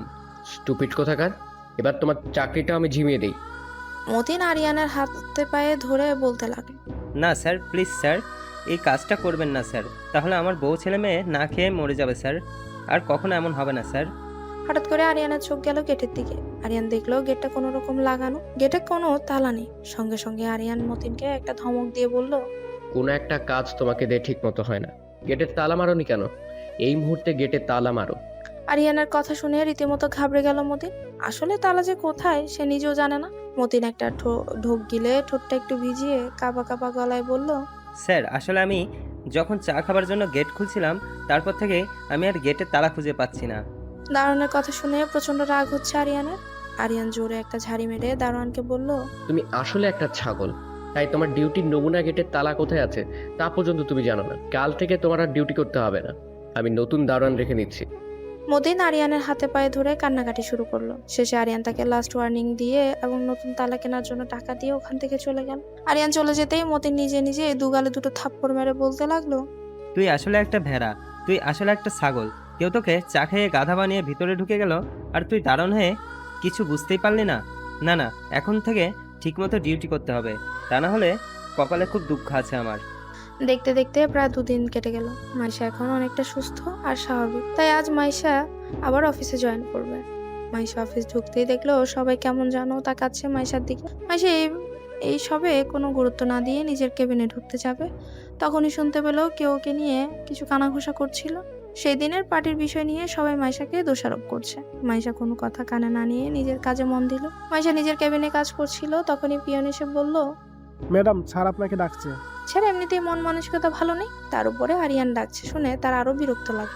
অবশ্য আরিয়ান তার সাথে আবার কোনো না কোনো ফাজলামো শুরু করবে, তার জন্যই ডাকছে। আরিয়ানের তো একটাই কাজ, সারাক্ষণ ওর পেছনে লেগে থাকে। কিছুটা বিরক্ত নিয়ে আরিয়ানের রুমে গেল মাইশা। আরিয়ানের রুমের সামনে গিয়ে মাইশা দরজা নক করলো। Yes, come in. জি স্যার, বলুন। আরিয়ান কিছু ফাইল মাইশার সামনে নিয়ে বলল, এই ফাইলগুলো কমপ্লিট করে আমাকে 1 ঘন্টার ভিতরে সাবমিট করবেন। মাইশার ইচ্ছে করছিল আরিয়ানের চুলগুলো টেনে ছিঁড়ে ফেলতে। এই এতগুলো ফাইল 1 ঘন্টার মধ্যে সাবমিট? কি হলো, দাঁড়িয়ে আছেন কেন? ফাইলগুলো নিয়ে আর দ্রুত কমপ্লিট করে আমাকে সাবমিট করুন। কেন রে, আমাকে দিয়ে তোর কাজগুলো না করিয়ে যে তোকে কিস করে তোর ঠোঁট ফুলিয়ে দিয়েছিল তাকে দিয়ে করে না? কত হাজার রূপ যে তোর তা তুই নিজেও জানিস না। শালা আইলার বাচ্চা, বাসায় গেলে কত ভালোবাসা দেখায়, আর অফিসে মনে হয় যেন ওর সাথে আমার কত জন্মের শত্রুতা। ডাইনোসর কোথাকার। মাইশা ফাইলগুলো নিয়ে ওর ক্যাবিনের দিকে চলে গেল। মাইশা আরিয়ানের ক্যাবিন থেকে চলে যেতেই আরিয়ান একটা হাসি দিয়ে বলল, তোকে আমি আর অন্য কিছু নিয়ে ভাবতে দেব না, সারাক্ষণ শুধু আমাকে নিয়েই ভাববি তুই। হঠাৎ আরিয়ানের ফোনে একটা ফোন আসলো। আরিয়ান ফোন রিসিভ করে বলল। কাগজগুলো তৈরি হয়ে গেছে। ওপাশ থেকে কিছু বলার প্রেক্ষিতে আরিয়ান বলল। Good, very good. যত দ্রুত সম্ভব কাগজগুলো আমার কাছে নিয়ে এসো। আরিয়ান ফোনটা রেখে ওর হাতের কলমটা ঘোরাতে ঘোরাতে বলল। তোর জন্য খাঁচা তৈরি হচ্ছে মাছরাঙা পাখি, সেই খাতায় সারা জীবন তুই শুধু আমার হয়ে থাকবি। কথাটা বলেই হাসতে লাগলো। এদিকে সাব্বির ওই গ্যারেজে গিয়ে তদন্ত করে জানতে পারলো রাফাত ওই দিন ঠিকই বলেছিল। রাফাতের গাড়ি এই গ্যারেজেই ছিল এবং এখান থেকেই মিসিং হয়েছে, কারণ রাফাতের গাড়ির নম্বর এখানকার রেজিস্টার খাতায় পেয়েছে সাব্বির। সাব্বিরকে দেখে ওই গ্যারেজের একজন লেবার সুমন প্রচন্ড পরিমাণে ভয় পেয়ে গেছিল। ভয় পেয়ে সাব্বিরের চোখ এড়িয়ে পালাতে যাবে, তখনই সাব্বিরের সাথে আসা কনস্টেবল মিলন ওকে ধরে ফেললো। সাব্বির ওকে ঠাস ঠাস 2টা থাপ্পড় মেরে বলল। কিরে, কোথায় পালাচ্ছিলি? কোথায় আছে জানিস তো, চোরের 10 দিন আর গেস্টের 1 দিন। সুমন কেঁদে কেঁদে বলল। বিশ্বাস করুন স্যার, আমি কিছু করিনি, আমি কিছু জানি না। বাহ, তুই তো খুব অ্যাডভান্স। এখনো কোনো প্রশ্ন জিজ্ঞেস করলাম না আর তুই উত্তর দিয়ে দিলি, তার মানে তুই সব কিছু জানিস। তারপর সাব্বির ওর হাতটা সুমনকে দেখিয়ে বলল। আমার এই হাতটা না খুব চুলকাচ্ছে, জানিস তো, অনেকদিন ধরে কাউকে বেধড়ক মারতে পারি নাই, তাই ভাবছি তোকে দিয়ে শুরু করবো। সুমন ভয় পেয়ে কাঁপা কাঁপা গলায় বলল। না স্যার, মারবেন না স্যার, আমি যা জানি সব সত্যি সত্যি বলবো আপনাকে। বুঝতে পেরেছিস তাহলে? তবে একটা কথা শুনে না, আমার না মিথ্যা কথাই আবার বদহজম হয়, আর আমার যদি একবার বদহজম হয় তাহলে তোর যে কি অবস্থা হবে তার তুই নিজেও জানিস না। না স্যার, আমি সব সত্যি বলবো। আসলে স্যার, কিছুদিন আগে মাস্ক পরা একজন লোক এসে আমার কাছে 2-3 দিনের জন্য একটা গাড়ি ভাড়া চেয়েছিল। তখন আমি আফজাল স্যারকে না জানিয়ে ওনাকে একটা গাড়ি ভাড়া দিয়েছিলাম। এর বেশি আমি আর কিছুই জানি না স্যার। ওই মাস্ক পরা লোকটার কোনো ডিটেলস জানিস বা ওকে কি তুই দেখেছিস? না স্যার। না, এবার দেখছি আমার হাতটাকে কাজে লাগাতেই হবে, আমার হাতটা এখন আরো বেশি চুলকাচ্ছে। এই বলে সাব্বির সুমনকে ঠাস করে আরো কয়েকটা থাপ্পড় লাগিয়ে দিল। থাপ্পড় খেয়ে সুমন সাব্বিরের হাতে পায়ে ধরে বলতে লাগলো। বিশ্বাস করুন স্যার, আমি যা বলছি এর মধ্যে এক বিন্দুও মিথ্যা নেই। আপনি আমাকে হাজার মারলেও আর একটা কথাও আমি আপনাকে বলতে পারবো না, কারণ এর বেশি আমি কিছুই জানি না। তাহলে আমাদেরকে দেখে? ভয়েতে স্যার, কারণ আমি যখন মুরাদ ভাইয়ের কাছে শুনেছিলাম যে গাড়িটা মিসিং হয়েছে, সেই গাড়িতেই আফজাল স্যারের লাশ পাওয়া গেছে, তখন খুব ভয় পেয়ে গিয়েছিলাম। সুমনের কথা শুনে অনেকটা অবাক হলো সাব্বির। এই গ্যারেজ থেকে যে গাড়ি মিসিং হয়েছে সেটা যদি মুরাদ জানে, তাহলে কেন সাব্বিরকে সে ওই দিন এই কথাটা বললো না? সাব্বির মনে মনে বলল। ডাল মে কুছ কালা হে, এই মুরাদকে তো খুব ভালোভাবে দেখতে হচ্ছে। 1 ঘন্টা পর সমস্ত ফাইল রেডি করে মাইশা আরিয়ানের কেবিনে গেল। স্যার, সবগুলো ফাইল রেডি হয়ে গেছে। গুড, এখানেই রাখুন। শুনুন, আমি এক জায়গায় যাব, আপনাকে আমার সঙ্গে যেতে হবে। কথাটা শুনে মাইশা চোখ মুখ পিছে মাইশা আরিয়ানের দিকে তাকালো। ইঁদুর, বান্দর, কুত্তা, বিলাই আবারও আমাকে নিয়ে গাড়ির মধ্যে বসিয়ে রাখবে, তাই না? যাব না আজকে আমি তোর সাথে, তুই একাই যা। আসলে স্যার, আমার একটু কাজ ছিল, আমাকে আজকে দ্রুত বাসায় ফিরতে হবে, তাই আমি আপনার সাথে যেতে পারবো না। তোর যে বাসায় কি ঘোড়ার ডিমের কাজ আছে তা তো আমি ছাড়া আর কেউ জানে না। এখন তো গিয়েই সেই ছাই পচা কার্টুন দেখবি বসবি। দাঁড়া, তোকে দেখাচ্ছি কার্টুন। এত বড় সাহস আপনার, আপনি আমার মুখের উপর না করেন। আমি কিন্তু বেশি কথা বলা একদমই পছন্দ করি না। আমি আপনার বস, আপনি আমার পিএ, সুতরাং আমি যেখানে বলবো আপনাকে ঠিকই সেখানেই যেতে হবে। কিন্তু আরিয়ানকে একটা ধমক দিয়ে বলল। আমি যা বলেছি তাই করুন, ওকে? ডাইনোসরের বাচ্চা, দেখিস তোর কোনোদিনও ভালো হবে না। মাইশা একটা ভেঙচি মেরে ওখান থেকে চলে গেল। কিছুক্ষণ পর মাইশা আর আরিয়ান অফিস থেকে বেরিয়ে গেল। ওরা অফিস থেকে বেরিয়ে যেতেই অফিসের কিছু লোক নিজেদের মধ্যে বলাবলি করতে লাগলো। এই মাইশার যে কতগুলো ছেলে লাগে তা নিজেও জানে না, আর আমাদের বয়স হয়েছে আরেক। মাইশা ছাড়া কি অন্য কোনো পিয়ে সে পেল না? মাইশাকে রাখতে হলো। তখনই নীরা বলে উঠল। আমি কি মাইশার থেকে কোনো দিক থেকে কম? কিন্তু স্যারের তো আমাকে চোখেই পড়ে না, সে তো সবসময় মাইশাকে নিয়েই ব্যস্ত হয়ে থাকে। আমার দিকে যদি একটু নজর দিত, আমার জীবনটা ধন্য হয়ে যেত। সীমা কথাগুলো শুনে হাসতে হাসতে নীরাকে বলল। নীরা, তুমি না একটা কাজ করো, জেগে জেগে স্বপ্ন দেখো, কারণ স্যার কখনো তোমার দিকে তাকাবেও না, আর তোমার জীবনটাও ধন্য হবে না। তার থেকে বরং জেগে জেগে স্বপ্ন দেখো। একটু যদি স্বপ্নে তোমার জীবনটা ধন্য হতো। নিজের বন্ধুর হয়ে সাপাই গাইছো? অবশ্য নিজের যোগ্যতা ছাড়া অন্যজনের সুপারিশে চাকরি হলে যা হয় আর কি। ওইরকম একজন বন্ধু পেতেও না যোগ্যতা লাগে, যা তোমার নেই। আর একটা কথা ভুলে যেও না, এই অফিসে আমি তোমার উপরের লেভেলে আছি, সুতরাং ভদ্রভাবে সম্মান দিয়ে কথা বলবে, ওকে? কথাগুলো বলেই সীমা ওখান থেকে চলে গেল। সীমা চলে যেতেই নীরা নিজে নিজে বলে উঠল, ইস, একবার যদি স্যার আমার দিকে তাকাতো, আমি না তোর থেকেও অনেক উপরে চলে যেতাম। তখন আমিও বলতাম, ভদ্রভাবে কথা বলো, আমি তোমার থেকে অনেক অনেক উপরের লেভেলে আছি। আরিয়ান থানার সামনে এসে গাড়ি দাঁড় করালো। আরিয়ানকে থানায় আসতে দেখে মাইশা বলল, এ কি স্যার, আপনি থানায় আসলেন কেন? ভিতরে চল, গেলেই বুঝতে পারবি। মাইশা আর আরিয়ান থানার ভেতরে চলে গেল। গিয়ে দেখলো ওখানে রাফাতও আছে। রাফাতকে ওখানে দেখে মাইশা অবাক হলো। মাইশা রাফাতকে জিজ্ঞেস করলো, এ কি রিফাত ভাই, আপনি এখানে? মাইশাকে দেখে রাফাত অনেক নার্ভাস হয়ে গেল।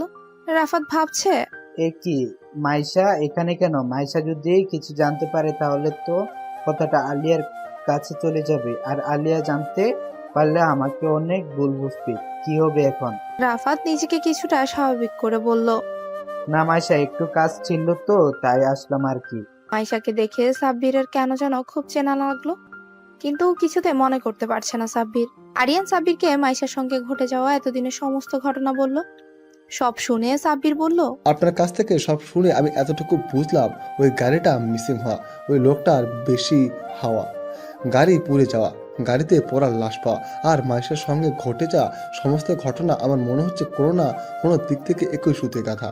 সাব্বিরের মুখে কথাটা শুনে ওরা একে অপরের দিকে তাকাচ্ছে। মাইশা গাড়ি পোড়া আর পোড়া লাশের কথা শুনে তো কিছুটা ভরকেই গেল। সঙ্গে সঙ্গে বলে উঠল, পোড়া গাড়ি, পোড়া লাশ, মানে আর এর সাথে আমার কি সম্পর্ক? সম্পর্ক অবশ্যই আছে, সেটা তো তদন্ত সাপেক্ষে বোঝা যাবে। তবে আমার সিক্স সেন্স আমাকে যতটা বললো আমি আপনাদেরকে তাই বললাম। আচ্ছা, আমাকে আপনি একটা কথা বলুন তো, আপনাকে মনে হয় আমি কোথাও দেখেছি, কিন্তু ঠিক মনে করতে পারছি না। সাব্বিরের মুখে কথাটা শুনে আরিয়ান অবাক হলো। আপনার মনে হয় কোথাও ভুল হচ্ছে স্যার। মাইশাকে আপনি কোথায় দেখবেন? না না না, এতটা ভুল হওয়ার কথা না। ওকে আমি অবশ্যই কোথাও না কোথাও দেখেছি। তা না হলে প্রথমেই দেখাতে একজন লোককে এতটা চেনা চেনা মনে হওয়ার কথা না। কত মানুষকে তো আমি প্রতিদিন দেখি, কিন্তু কাউকে তো এত চেনা চেনা লাগে না। তবে কেন এই মেয়েটাকে দেখার পরে আমার এত চেনা চেনা লাগছে? সাব্বিরের কথা শুনে মাইশাও কেমন যেন একটু ঘাবড়ে গেল, যেটা সবার চোখ এড়ালেও সাব্বিরের চোখ এড়ালো না। সাব্বির কথা ঘুরিয়ে বলল, আচ্ছা শুনুন, আমি আপনাদের অভিযোগটা আমি নোট করে নিয়েছি, বিষয়টা আমি দেখব।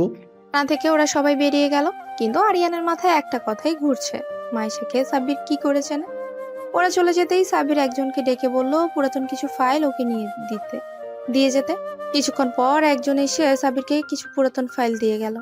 সাব্বির ফাইলগুলো দেখতে দেখতেই হঠাৎ একটা জায়গায় ওর চোখ আটকে গেল। সঙ্গে সঙ্গে ও বলে উঠল, ও আচ্ছা, এখন বুঝলাম মাইশাকে কেন আমার এত চেনা চেনা লাগছিল। এইবার আমার কাছে মনে হচ্ছে খুব তাড়াতাড়ি এই কেসের জটটা খুলতে চলেছে। সাব্বির তার ফোনটা বের করে একজন পুলিশকে ফোন দিয়ে বলল, তার কি কোনো খবর পাওয়া গেছে? আপনার সন্ধান চলছে, তবে খুব দ্রুতই আমরা তাকে পেয়ে যাব। যত দ্রুত সম্ভব ওকে খুঁজে বের করো, কারণ একজনের জীবন খুব সংকটাপন্ন। ওকে যদি দ্রুত গ্রেপ্তার করে না হয় তাহলে যে কোনো মুহূর্তে এসে ওকে মেরে ফেলবে। সুতরাং আমি খুব দ্রুত পজিটিভ রেজাল্ট চাই। সাব্বির ফোন রেখে দিয়ে আরিয়ানকে ফোন করে বলল আগামীকালকে মাইশাকে নিয়ে থানায় আসতে। মাইশা ছাদে দাঁড়িয়ে আছে, হালকা ঠান্ডা একটা বাতাস দুলে দুলে তার শরীরটাকে দুলিয়ে দিচ্ছে। বাতাসটা খুব ভালো লাগছে মাইশার। তবে সাব্বিরের কথাটা বারবার মাথায় ঘুরপাক খাচ্ছে। সাব্বির মাইশাকে মনে করতে না পারলেও মাইশা ঠিকই সাব্বিরকে মনে আছে। মাইশা চায় না পুরাতন সেই অধ্যায়টা মাইশার জীবনে আবার ফিরে আসুক। পেছন থেকে আরিয়ান এসে মাইশাকে এক টান দিয়ে আষ্টে পৃষ্ঠে জড়িয়ে ধরে বলল, এই মাইশা, সত্যি করে বলো তো, তোকে ওই সাব্বির কি করে চেনে? মাইশা কিছুটা থতমত খেয়ে বলল, আমি কি করে জানবো জনাব, আমাকে কি করে চিনে? আমি কি করে জানবো উনি আমাকে কি করে চিনে? হয়তো কারোর চেহারার সাথে আমার মিল পেয়েছে, তাই হয়তো এই কথাটা বলেছে। কেন, কিভাবে তোকে চিনে সেটা কালকে থানায় গেলে বুঝতে পারবি। মানে হচ্ছে তোকে আর আমাকে সাব্বির থানায় ডেকেছে, কি যেন বলবে তাই। কথাটা শুনে কিছুটা ঘাবড়ে গেল মাইশা। মাইশা সঙ্গে সঙ্গে বলে উঠল, আমি থানায় যেতে পারবো না, তুমি একাই চলে যাও। না, একদম না, আমার সঙ্গে তোকেও যেতে হবে। যেতে হবে মানে যেতে হবেই, কথাটা মনে রাখিস। পরদিন সকালে ওরা দুজন থানায় গেল। থানায় গিয়ে দেখলো ওখানে রাফাতও আছে। সাব্বির ওদেরকে বসতে বলল। তারপর সাব্বির মাইশাকে উদ্দেশ্য করে বলল, মিস মাইশা, আমি জানি আমি তোমাকে মনে করতে না পারলেও তুমি আমাকে ঠিকই মনে রেখেছো। মাইশা কিছু বলছে না, গুটিসুটি মেরে চুপচাপ বসে আছে। কি মাইশা, ঠিক বলছি তো? আরিয়ান বলল, আপনি আসলে কি বলতে চাচ্ছেন সোজাসুজি খুলে বলুন। আপনি কিভাবে মাইশাকে চেনেন, আর মাইশা কি করে আপনাকে চেনে? ঘটনা কি তুমি বলবে নাকি আমি বলবো মাইশা? মানে কি সব বলছেন আপনি, কিসের ঘটনা? সাব্বির বলা শুরু করলো। ঠিক আছে, তুমি যখন বলতে চাইছো না তাহলে আমি শুরু করছি। আজ থেকে প্রায় 5 বছর আগে একটা পাচারকারীর দল ঢুকেছিল এই শহরে। 6 মাসে প্রায় 200 থেকে 300 মেয়ে পাচার হয়ে গিয়েছিল এই শহর থেকে। বিভিন্ন জায়গায় রেড অ্যালার্ট জারি করা হয়েছিল ওই পাচারকারীদের ধরার জন্য, কিন্তু পুলিশ কিছুতেই সাকসেস হচ্ছিল না। হঠাৎ একদিন একটা মেয়ে দৌড়ে এসে বলল তার এক বান্ধবীকে কিছু লোক ধরে নিয়ে গেছে। সে কোনো রকমে পালিয়ে থানায় চলে এসেছে, বেঁধে তাকে ধরতে পারেনি। আমি সঙ্গে সঙ্গে কন্ট্রোলে জানিয়ে দিয়েছিলাম সবাইকে সতর্ক থাকতে। সর্বশেষে দীর্ঘদিনের প্রচেষ্টা আর ওই মেয়েটার সাহায্যে আমরা সেই পাচারকারীদের ডান হাতকে ধরতে পারি আর ওই মেয়েটাকেও উদ্ধার করতে পারি। সেই পাচারকারীকে অনেক কষ্টে কোর্ট পর্যন্ত তুলেছিলাম, কিন্তু সে অহংকারের সাথে বলেছিল তার বিরুদ্ধে কোনো প্রমাণ জোগাড় করতে পারবে না আর কখনো তার কোনো শাস্তি হবে না। শেষে সেই মেয়েটা বলল সে সাক্ষী দেবে, তার যা যা করার দরকার সবটাই করবে ওদেরকে শাস্তি পাওয়ার জন্য। সর্বশেষে সেই মেয়েটা সাক্ষীতে তার 5 দিনের রিমান্ডে মঞ্জুর করা হলো। 5 দিন রিমান্ডে 3 দিন যেতেই সে গড় করে সমস্ত কথা বলে দিল। তাদের আস্থানার নাম ঠিকানা সমস্ত কিছু বলে দিয়েছিল। সবাইকে আমরা ধরতে সক্ষম হয়েছিলাম, শুধু পালের গোদাকে আমরা হাতে লাগালে পাইনি। তবে খুব তাড়াতাড়ি তাকে পেয়ে যাব। আমাদের মিশন চলছে এবং খুব তাড়াতাড়ি তার সাকসেসফুল হবে। এখন মিস্টার আরিয়ান, আপনি অথবা প্রশ্ন করতে পারেন এ কথা আমি কেন আপনাকে বলছি, এর সাথে আপনাদেরই বা মাইশার কি সম্পর্ক? হ্যাঁ অবশ্যই, এখানে মাইশার কি সম্পর্ক সেটা অবশ্যই আমাকে জানতে হবে। সাব্বির মাইশার দিকে তাকিয়ে বলল, কি মাইশা, এখনো চুপ করে থাকবে নাকি বাকিটা তুমি বলবে? মাইশা এবার মুখ খুলল।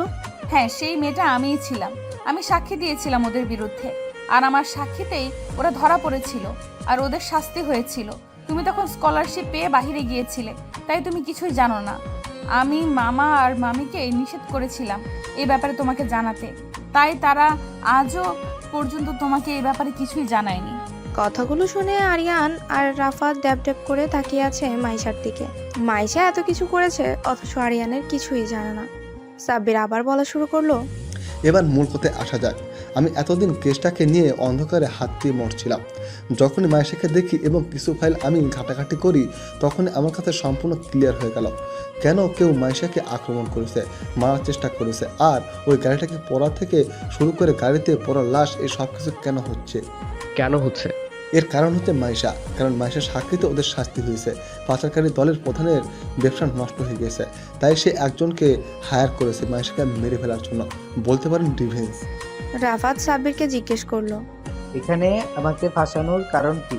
কারণ আপনি আয়রনের বন্ধু। ও চেয়েছিল মাইশাকে সহ ওর সাথে জড়িত প্রত্যেকটা লোককে কঠিনভাবে প্যাঁচে ফেলতে, এমনভাবে ফাঁসাতে যাতে করে ওরাও জেলে যায়। কিন্তু আমার হাফজালের জন্য আফসোস হচ্ছে মাঝখান থেকে ওর জীবনটা গেল। তবে আপনি চিন্তা করবেন না, খুব দ্রুত আমরা তাকে ধরে ফেলবো। আমাদের মিশন চলছে। তবে মাইশা, তোমাকে সব দিক থেকে সতর্ক থাকতে হবে সব সময়। তোমার অনেক লাইফ রিস্ক আছে। কিছুদিন পর পুলিশের অনেক প্রচেষ্টায় শেষ পর্যন্ত পাচারকারী দলের প্রধানের খোঁজ পেয়েছেন পুলিশ, কিন্তু দুর্ভাগ্যবশত পুলিশের চোখ ফাঁকি দিয়ে পালিয়ে গেছে তারা। সঙ্গে সঙ্গে সাব্বির মাইশা আর আরিয়ানকে সতর্ক করে নিল যেন তারা সতর্ক থাকে, কারণ সে আবার তার তাণ্ডব শুরু করবে মাইশা তার কাছের মানুষগুলোর উপর।